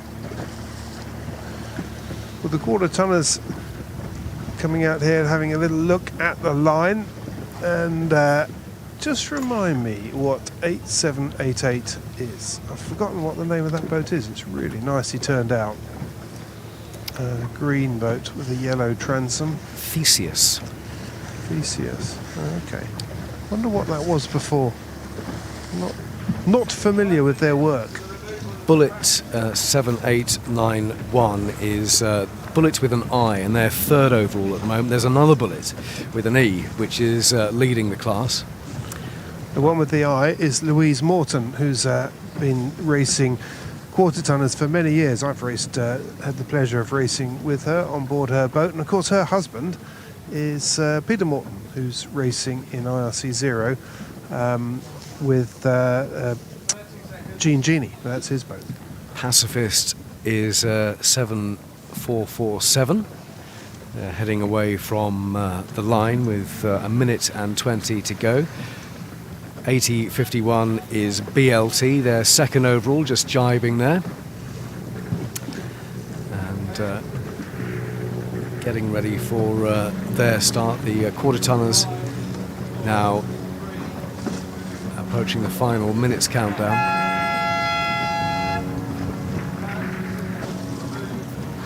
.8051 BLT, Just pointing away from the line, but they're going to try and time it in. All of the quarter tonners now turning. Who have you got with you, Matt? Well, interestingly, not an awful lot, but because most of them are in the middle of the line with 30 seconds to go, they're holding back quite a way for good reason. But I'm intrigued to see why they want to start in the middle of that line. I would have thought they wanted to start out here in the strongest tide, which is now built to 2.5 knots out here, so a fair old bit of tide and more breeze out here. But it looks like you've got, is that Flash Art? No, Pacifist has got 7447, jib flapping there. Behind them, pointing away is 7775. That's like Bullet that was with an E. to me. So Pacifist closest to the squadron with a good start there, and then further out it's the French sail number 7891, Bullet with an I. But it's 7447 with the best start close in, Pacifist. 8051 is BLT. Yeah, Pacifist got a really nice start there. They were the closest to the line by far, and they've also managed to lock into a good bit of breeze that's funneling out of the Medina and sweeping around the corner, around past you on the squadron, and they've carried that gust of breeze and managed to get their bow down and sail lower. They've been in a good position there. The risk is that they will run into the lighter conditions first. Further out here we've got Bullet with an I, so that's Louise Morton has got her nose out in front and is looking in good shape. And actually there we go, Pacifist rolls into the lighter breeze. That was always going to be a risk being inshore there. They go into a lighter patch, and it's now Bullet that has got Louise Morton's Bullet that has got more breeze just that little bit further offshore that sneaks out into the lead, but she's only half a boat length ahead. In fact, they're almost all even Stevens. There's actually 3 boats all in a line, including Bullet with an E, and it's Louise Morton that's just half a boat length ahead. Nice trimming on board that boat actually at the moment. You can see why they're beating the others. They've got BLT to windward, but they're making a nicer job of their trimming. They haven't missed a beat yet, and it's delivering results as well. They're now almost a boat length ahead of BLT to windward. The boat's nice and flat. The boat's got pace, been trimmed really well. They're just eking out inch by inch a little bit of more of an advantage over BLT. Meanwhile, Bullet with an E, nice pace, but just hasn't had the... Oh, and there we go. So Louise Morton rolls, just sails straight into a hole, as indeed does BLT to windward. And boat comes upright, sails start to flap as the breeze dies out in that nasty hole there. And BLT then gets that distance back, and now they're neck and neck as they come down the shore, down towards the Egypt point, where they're going to have to turn a little bit to go up to East Bay. Bullet now joins the charge as well, so now we've got 3 boats absolutely dead even as they're coming down this shoreline, and just waiting for the next puff to come. They can all see it on the water, but it's sliding away in front of them. Actually, the gust would have moved on before they get there, I think. And now another one comes in to fill it, but it's only a little gust. It's not the big one they're all hoping for, and the hulls come upright, rigs come upright rather, boats slow down. Now they're into the breeze, now they're into the solid breeze, and it's Bullet with an E that gets the breeze first, but BLT has also got it inshore as well, and now Louise Morton's Bullet finds itself in a quarter-tonner sandwich between the 2 boats. Bullet with an E on the outside, BLT on the inside, and that's not a nice place to be because she's in dirty air there, and they're squeezing past. She's got to hope that the 2 leading boats run into a little bit of a lull before she does, which is exactly what happens. And Bullet and Louise Morton then starts to roll over the top of their namesake boat with an E. Course confirmation for IRC 6. The next starters here at the squadron line. IRC 6, East Bay starboard, Kilburn and Strode Pattens port, Saltmead starboard, Laidmark 8J port, Hampstead Ledge starboard, craftinshore.com starboard, line. The squadron finish line for IRC 6 predicted on the software at 1:30. They're getting underway in 45 seconds time. Stan the boat leading overall in that class. Quite a big lead over Banter. And then Ziggy is third in IRC 6. And another collection of yachts here. We've got Impala 28s, we've got Sigma 33s, we've got a Dailer 29 and a Fun 23. The leader overall is Stan the Boat, which is a Sigma 33. And well done to them.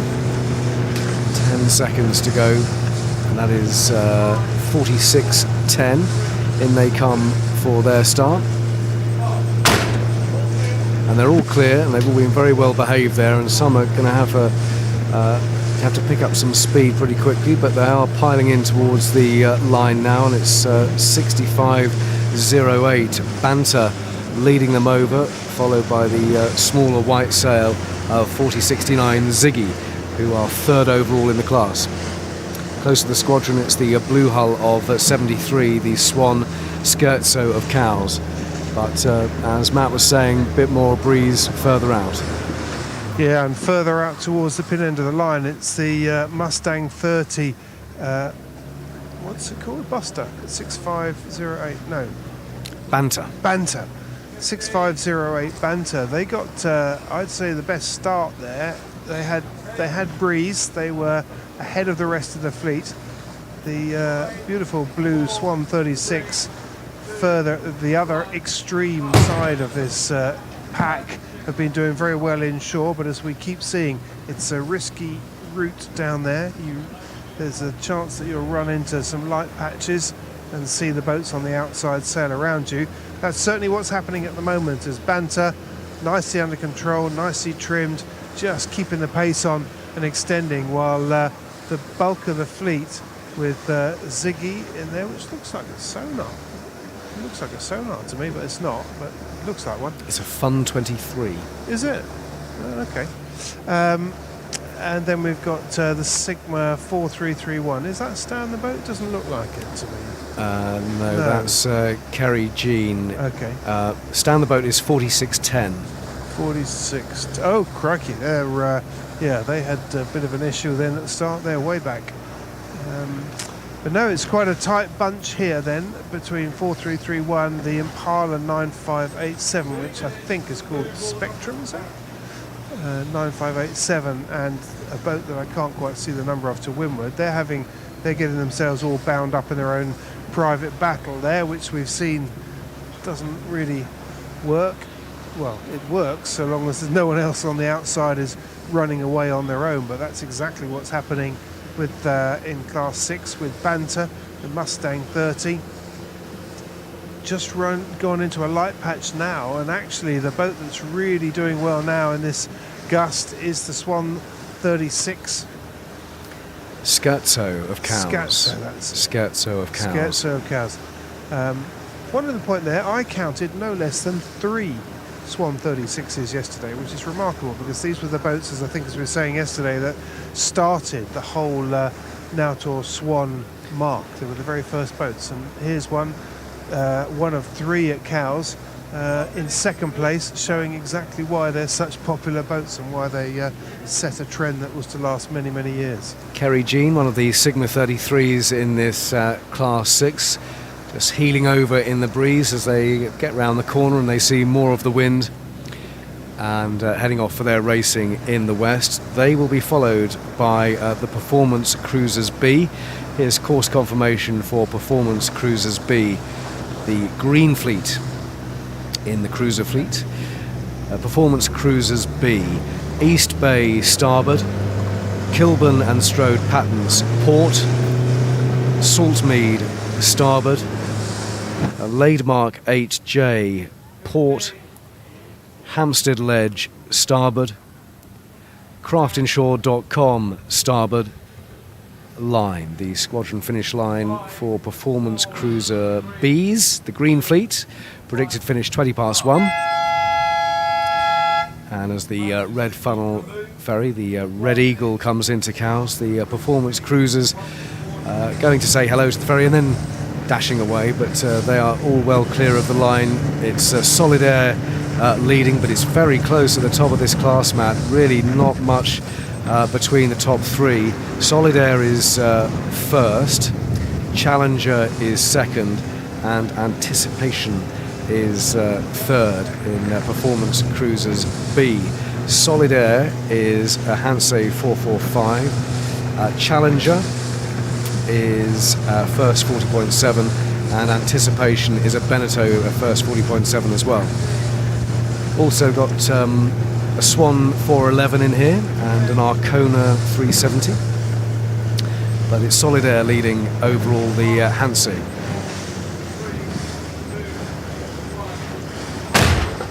And they are all clear, and it is the dark blue hull of 2344 Salt, a Maxi 1300 first over. Who have you got out with you, Matt? Well, that was a nice start by them, wasn't it? They were right on the line, so much so I thought they'd be over, but nice start by the Maxi.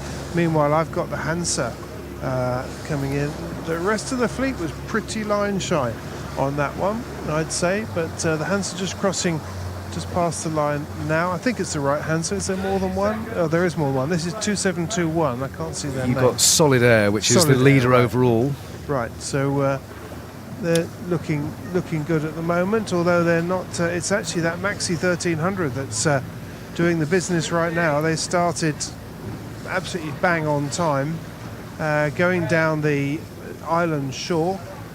There is breeze in there. There's more breeze out here, with Solid Air just picking it up now, but Solid Air using their longer waterline length and their more sail area and basically more grunts to sail through to leeward of, and it's 6693. I'm not sure who that is. Neither am I. It's is it Fandango it's called? Or anyway, it's a Beneteau 40.7, just sliding through to leeward of them.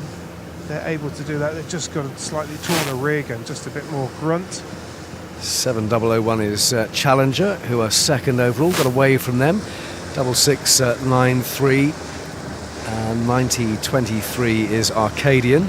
That's the Arcona, with two out on the rail there, as the Green Fleet in Performance Cruiser B's that class get underway. 6693. What does it say on the stern there of that 40.7? It says something in pink. Yes, is it fanfare or? Yeah, that could be that. But just as we talk about it, they heel over a little bit more. Fandango. Oh, mate, I thought it might be Fandango. I can't see Anticipation out here. I don't think she started, which is surprising. That's Peter Newlands. And he's no slouch, that's for sure. But he's not out. It doesn't look like he started today. It's sort of neck and neck down here. Solid Air have been trying to make it work further out offshore in what should be the steadier breeze, but hasn't really worked out for them yet. It's still pretty on-off, and at the moment it's more off than on. The breeze has dropped back to just under 10 knots, in fact about 9 knots of breeze. It's only a temporary thing.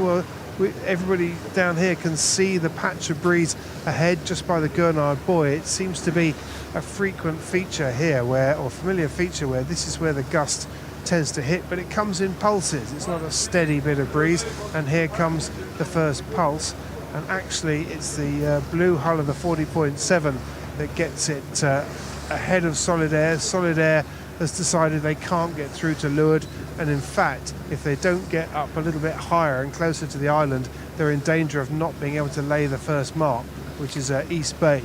And as I say that and look out towards the west, I can just see the back markers in the class ahead going around East Bay, and that is something to watch for by the looks of it. If you get yourself too far offshore, there's a risk that you can't quite make that mark. I think everybody has, but it's a bit of a squeeze, and with the tide pushing you down to the west, that's definitely something to watch out for on this opening leg. It's the Blue Fleet next, Performance Cruiser C. This is course confirmation for Performance Cruiser C. East Bay starboard, Kilburn and Strode Patents port, elephantboatyard.co.uk starboard, West Leap, Port, John Ranger, starboard, craftinshore.com, starboard line, the squadron finish line for all of Black Group. White Group, meanwhile, they're getting their starts out at a committee boat start at QXI International, racing in the Eastern Solent with a bit more protection there, and they will be finishing on the breakwater line. In Performance Cruiser C, we've got a first 25.7, a first 36.7, we've got a half tonner, we've got an X34, we've got a Sigma 38. Leading overall in this class is Sam, that's the Sigma 38, and then it's Minx in second place, very close between those two. Minx 4 is second, which is an X34. And they're all clear, and it's the Sigma. Oh no, there is an individual recall. So who's going to come back for that? Somebody was on course side for the start of the Performance Cruisers, and I think it's the Sigma that unfortunately is having to come back. 83.96. That's Sam, and they are the overall leaders up until this race, Matt. Yeah, that's an unforced error, really, isn't it? There wasn't anybody around to. That's just a timing error for them, and it'll be costly because they've got to turn their bow, as they have done, back into 2.5 knots of tide, and as they do so, they're not even fortunate enough that there was a gust coming out of the Medina at the time. So that's going to be they're going to be giving away distance there. Sorry, carry on. Isla, I think that the out near you, 43.79's had a good start. Chartreuse is also underway. That's the half tonner with the blue jib, and 1975 is Bayonet. That's one of the first 36.7s. Got another one coming back, have we? Yeah, that's a bit strange. I just saw that. Not quite sure why they've decided to do that, unless they felt guilty. No, they're not coming back. No. That's anyway, off go the boats in Cruiser C. 1975 is Bayonet, and the half tonner 56.30 Chartreuse 3 with the blue head sail there. Who are you with? Just behind Isla, and Isla. I'm just trying to figure out what Isla is. I should know. I recognise the boat style, but I'm not quite sure. Do you want a clue? Yes. It begins with D. It's a Do 4. No, Dela, sorry, Dela. 34. Dela 34. Oh, yeah. Oh, yeah, now I can see the windows. Right, okay. Yep, nice looking boat. And doing well there. The Beneteau inshore, 36.7, doing pretty well. Isla's in a better position, I'd say. There's a little first 265 out here, 4891, in a nice position and going really well, given that she's a lot smaller than pretty much anything else. No, she is smaller than anything else in the fleet. That's Encounter. 83.96. Sam is now underway and trying to catch them all up. Sam doing very well so far in Cowes Week, but they've got a bit of catch up here. They have. They are the biggest boat, I think. 38 foot. They'll be the biggest boat, but you never want to give away much, because the biggest boat has got to be in front of the rest of the fleet to stand any chance of beating them on corrected time come the end of the day. Just alongside Minx, one of the other boats in the fleet, an X34, looks pretty new. And if she's not new, she's beautifully maintained because she looks brand new. Nice looking boat that. Some boats just look right on the water, and that's one of them. So we have a gap in the schedule now. It's approaching 11:15. The final 4 starters on the squadron line will be the Contessa 32s, IRC 7, the Sunsails and the Club Cruisers. Meanwhile, out on the committee boat for White Group, the starts continue there. They still have Sunbeams and Mermaids and Victories and Squibs and XODs. Do you fancy heading out there, Matt? You're going to stay with us here on the squadron line? I'm going to stay here because I need to pick up Richard, the cameraman. Oh, right. And then we're going to head a little bit down to the west to try and pick up the IRC fleets as they head back. Understood. Okay, so the next gun will not be a start gun. It will be the 5-minute warning signal for the Contessa 32s.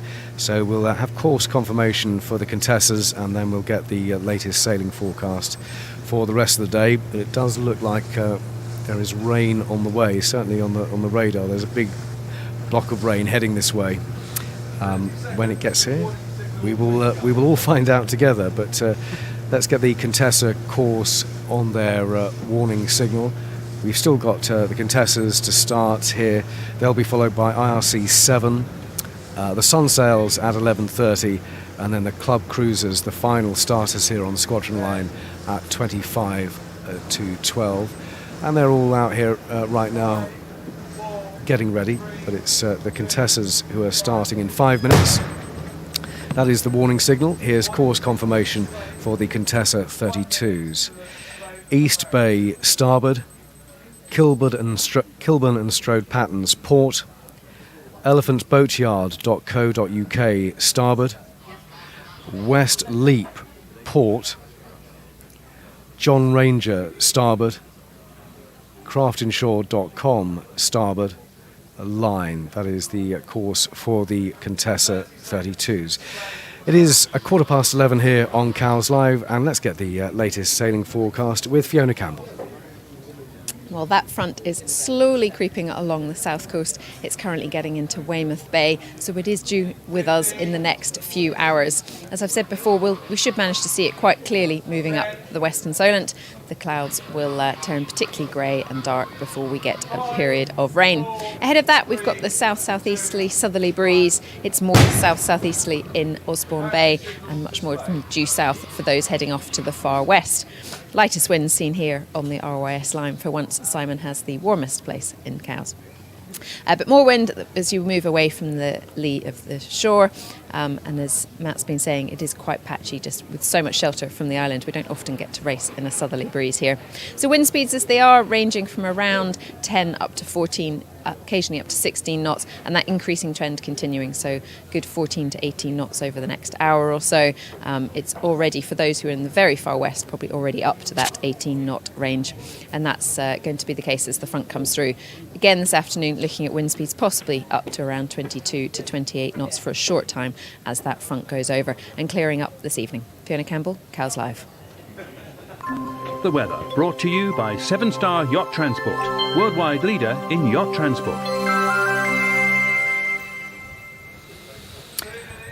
Thanks very much, Fiona. So the next starters, the Contessa 32s, and they are 3 minutes away from their start here on day 6 of the regatta, the penultimate day, of course. I have to keep reminding myself, Matt, that there won't be racing on Saturday, but this is a new development, and there will not be any racing on Saturday. So today is the penultimate day.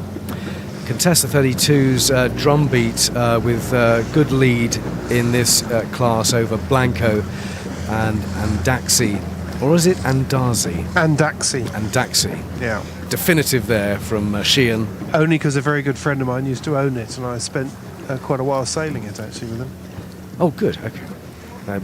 There we are. So it's they're in third, but Drumbeat are leading overall. That's 6.51 in the Contessas, and 2 minutes to go before their start. Interesting that Andaxi had a great day yesterday. They won. And I think I'm right in saying they won yesterday, and I think Drumbeat was second, or were they third? I can't remember. I've got Drumbeat. Did they have a race yesterday? Yeah, they definitely had a race yesterday. I saw the results this morning. But, the info I've got here is that they were abandoned. Oh, really?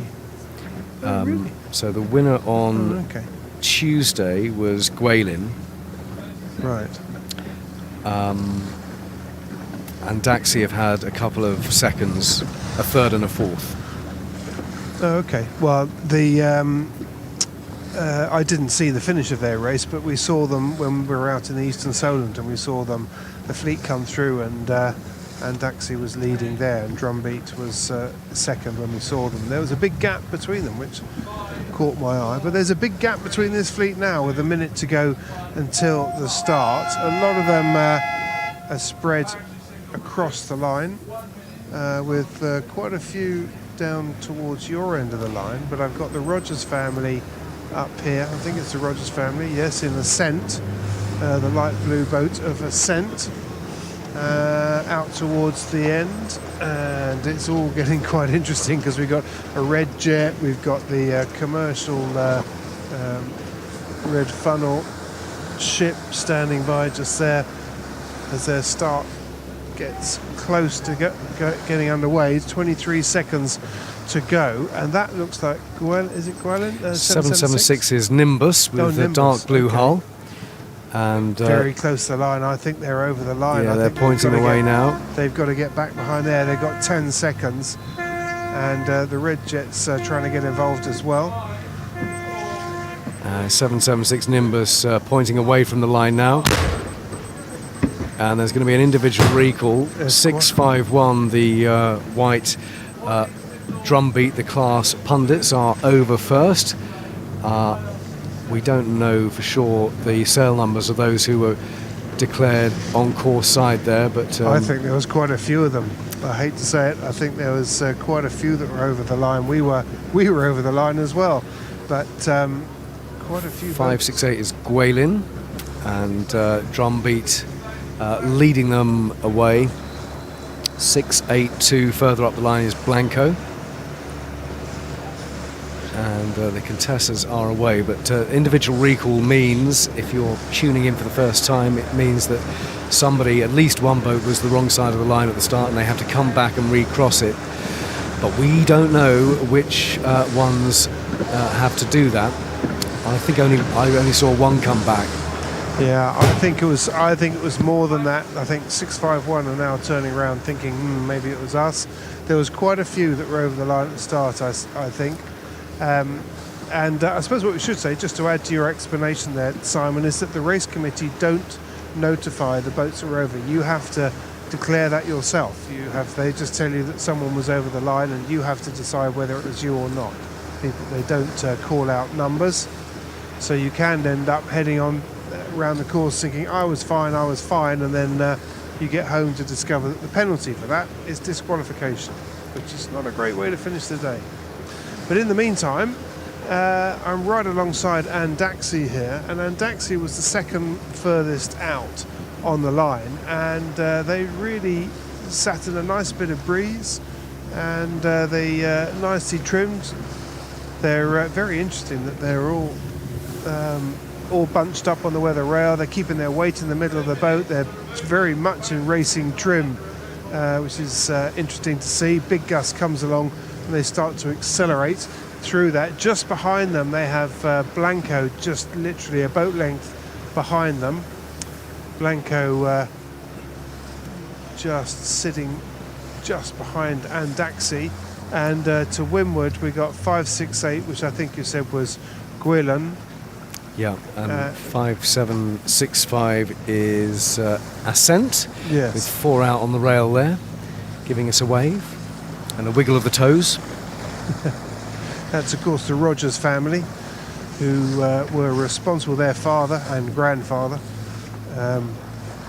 Jeremy Rogers was responsible for building this fleet, physically building it, and indeed promoting it, not just when it was originally launched, but it's had a real revival over the last 10 or 15 years. It's almost become the classic car of the sailing scene. Great stuff. IRC 7 next starters, and this is course confirmation for IRC 7. Cowes Yacht Haven starboard, Kilburn and Strode Patents port, elephantboatyard.co.uk starboard, Yacht Databank starboard, line. Squadron finish line for Black Group, and they are predicted in class 7 to get back, first one at 10 minutes past 1, 8 minutes past 1 in fact. I think that's a new first mark, Cowes Yacht Haven, for the boats in class 7. And where is Cowes Yacht Haven? In the Solent, it's somewhere there in Cowes Yacht Haven, you say? Yeah, oh, it's right, okay, it's just before Gurnard Ledge. on the island shore, and then over So to it is. Kilburn and Strode Pattons. That's interesting. I wonder why they've kept them in there. Interesting. Class 7 is another mix. We've got Sonatas, we've got an Albin Express, and of course we've got the Copland Fox Terrier, Silver Fox. They are now 30 seconds away from their start, and most of them quite a long way from the line. We've got the head sails flapping on some as they try to slow down a little bit. It looks like 96, is it Eros leading them in? No, it's 6195. The one to watch out for there is K9. That's Woof. That's Joe Richards. And Joe Richards, hugely experienced sailor, very successful sailor. There we go. He's right. No surprise. Joe Richards And they're right all on the clear. line as the gun goes. He's in one of the smallest, if not the smallest boat in the fleet. And he's down towards your end. And he gets away. He's also, I haven't got it in front of me, but he's one of the contenders for Black Group overall. So the overall result for Cowswick, he is one of the front runners in that. So that's definitely a boat to watch out for. Interesting that he's decided to start in there. I mean, he knows Solent and these waters and the conditions better than pretty much anybody around here. So be interesting to talk to him afterwards about what his thinking was there. W2 is Suvretta, the West Solent One Design, and just behind them 1133 in excess, the Albin Express. That Woof K9, one crew member on the rail there, and off they go on their race. They were one of the starters closest to the squadron, but already spread out this fleet. Yeah, no, I think they'd definitely be one to watch there, because as Joe's sliding down that shoreline, we've got you can see the gusts quite clearly out here as they sweep across the rest of the fleet. We've got a bundle of Sonatas, Dick Dastardly, the red one, that's name I keep forgetting, and Wasp further out. Is that BD2? Yes. And of course you've got the Silver Fox, the Copland Fox Terrier, 5131. 51. They're near BD2. Yes, so they are.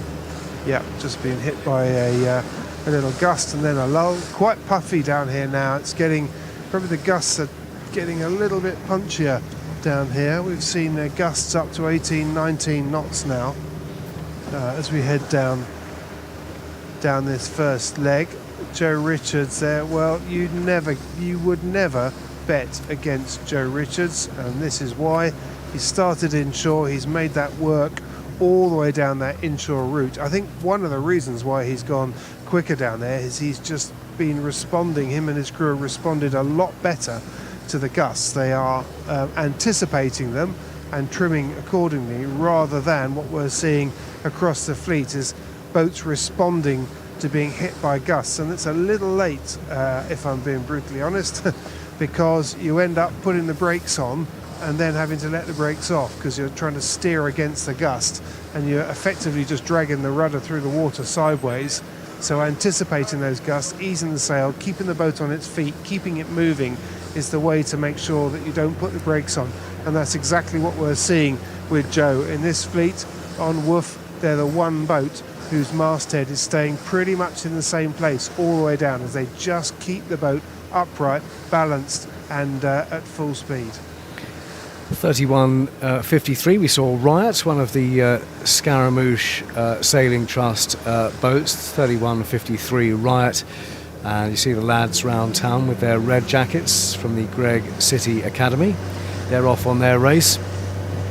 That is an Intro 22, and lots of Sonatas here as well, heading out on their race, and they're going to be followed by the Sunsail fleet in a minute. Here's course confirmation for the Sunsails. Cowes Yacht Haven starboard, Kilburn and Strode Pattons port, elephantboatyard.co.uk starboard, Yacht Databank starboard, line. The squadron finish line for Black Group predicted in at 10 to 1. So a race of an hour and a half for the Sunsail fleet, and they are now 30 seconds away from their start. Lots of corporate charters in the Sunsails, of course. And Hollis were doing very well overall, weren't they? Let's check out. They were. There's 2 Hollis boats, though. It's Hollis 2 on 8 points, and Don't Panic is second on 10. So Hollis 2 leaders, and that is 41.06. And they're all clear, and it is Tenzing with the best start there, but with a bit more speed behind them is 41.11, which is TBC 7 to be confirmed 7.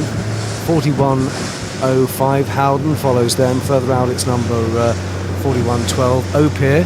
They're doing very well overall. So where is Hollis 2? That's 06. 41.06. Not a great start, but they're closest to the squadron, and they're crossing the line now with Hollis on their hull. But number 2, Hollis 2, is 41.06, so they've got a bit of catching up to do there. Yeah, the other Hollis, which is the Southampton sailing week, is right out towards the outer end of the line. They're going to have a cracking race today, I think, these boats. These are big 40-footers, and whilst they had some quite close racing in the light weather, these boats are really better suited to stronger breezes.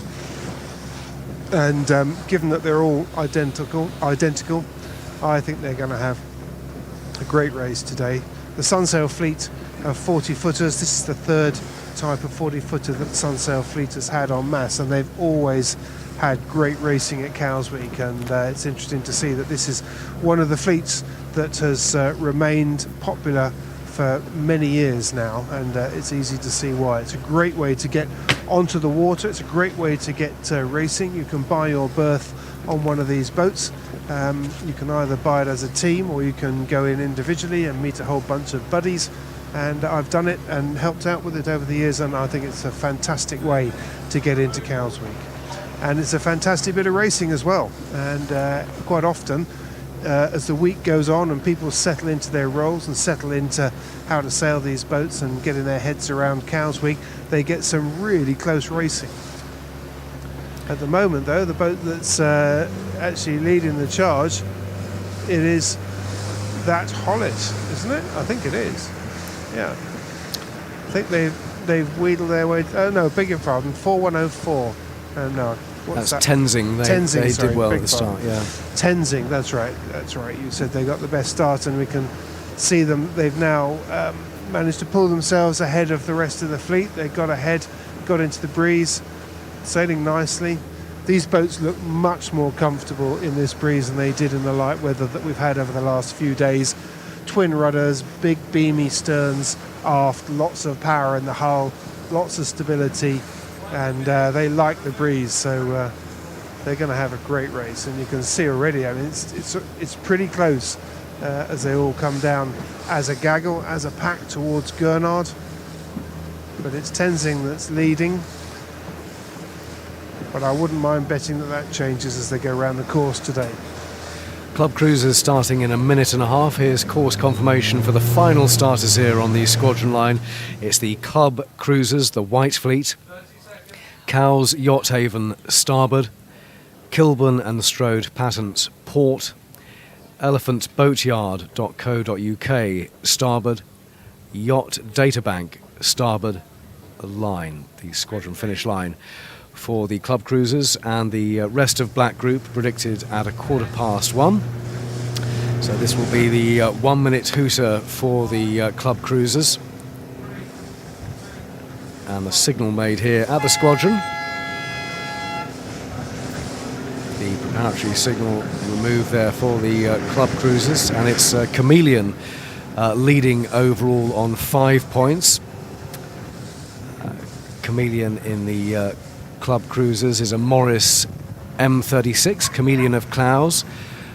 Aqua is second, and that's a 101 Optima, and Panda of Hamble is third in this class so far, a Westerly Fulmar 32.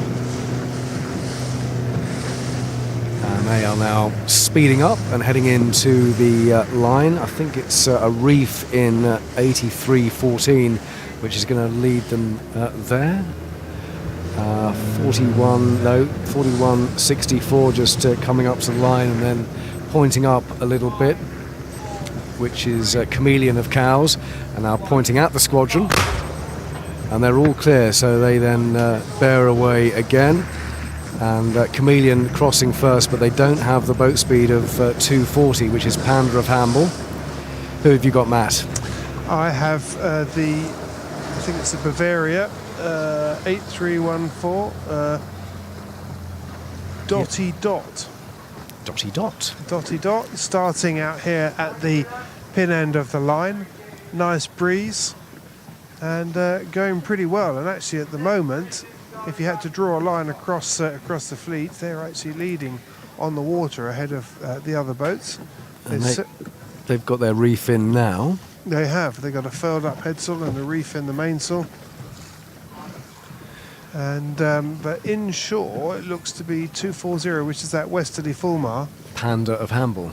Yeah, Panda of Hamble. Then it is 7299, which is a Beneteau of some description. Fantasia is an Oceanis 311. Okay, Beneteau Oceanis, and then the Hinckley inshore that you were talking about, the beautiful blue lines. I think that's Chris Savage helming that boat. He was telling me about it earlier on in the week. Very pretty boat.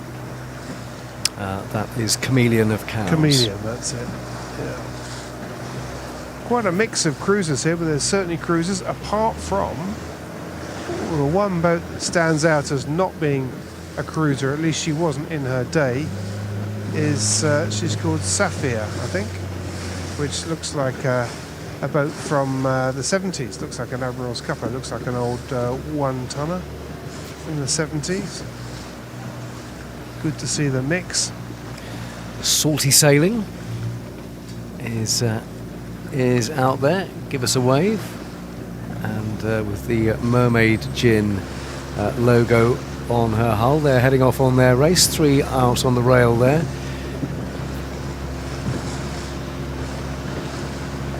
And actually the Westerly Fulmar is doing pretty well going down the shoreline there. But so too is Dotty Dot. Dotty Dot has decided they needed a bit more grunt, and they've eased out a bit more of their headsail, which was half furled, but they've gone for more power. And they've done very well, actually. They've sailed around the outside of this fleet, and they're in good shape out here.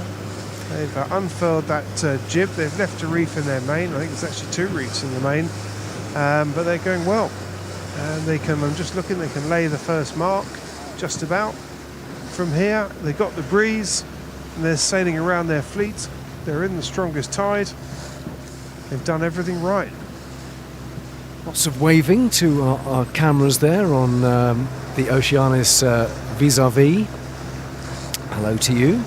And off they go. 37.35 is Silentia, Bavaria 350. And nobody out on the rail there. They are making good progress as the club cruisers head off to the Western Solent as Hugo Boss comes the other way. And who else have we got here? R88 is also out for some practice.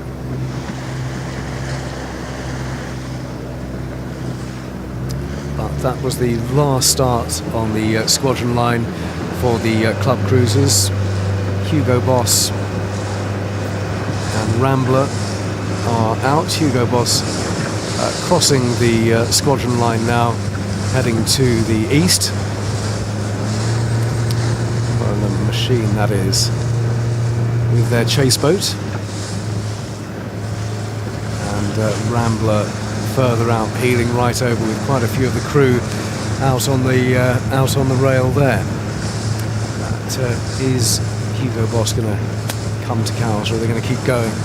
They've gone the opposite way to the club cruisers, who are off on their race now, and a windy day with a strengthening forecast, so relatively short races today. The white group of the racing, you can see their sails in the distance over in the eastern Solent, and they'll be finishing on the breakwater finish line. All of the results here on the Cowes Week website and on Cowes Live 87.9 FM, and we will be reunited tomorrow at 9:30 for coverage here of the starts on the final day of Cowes Week.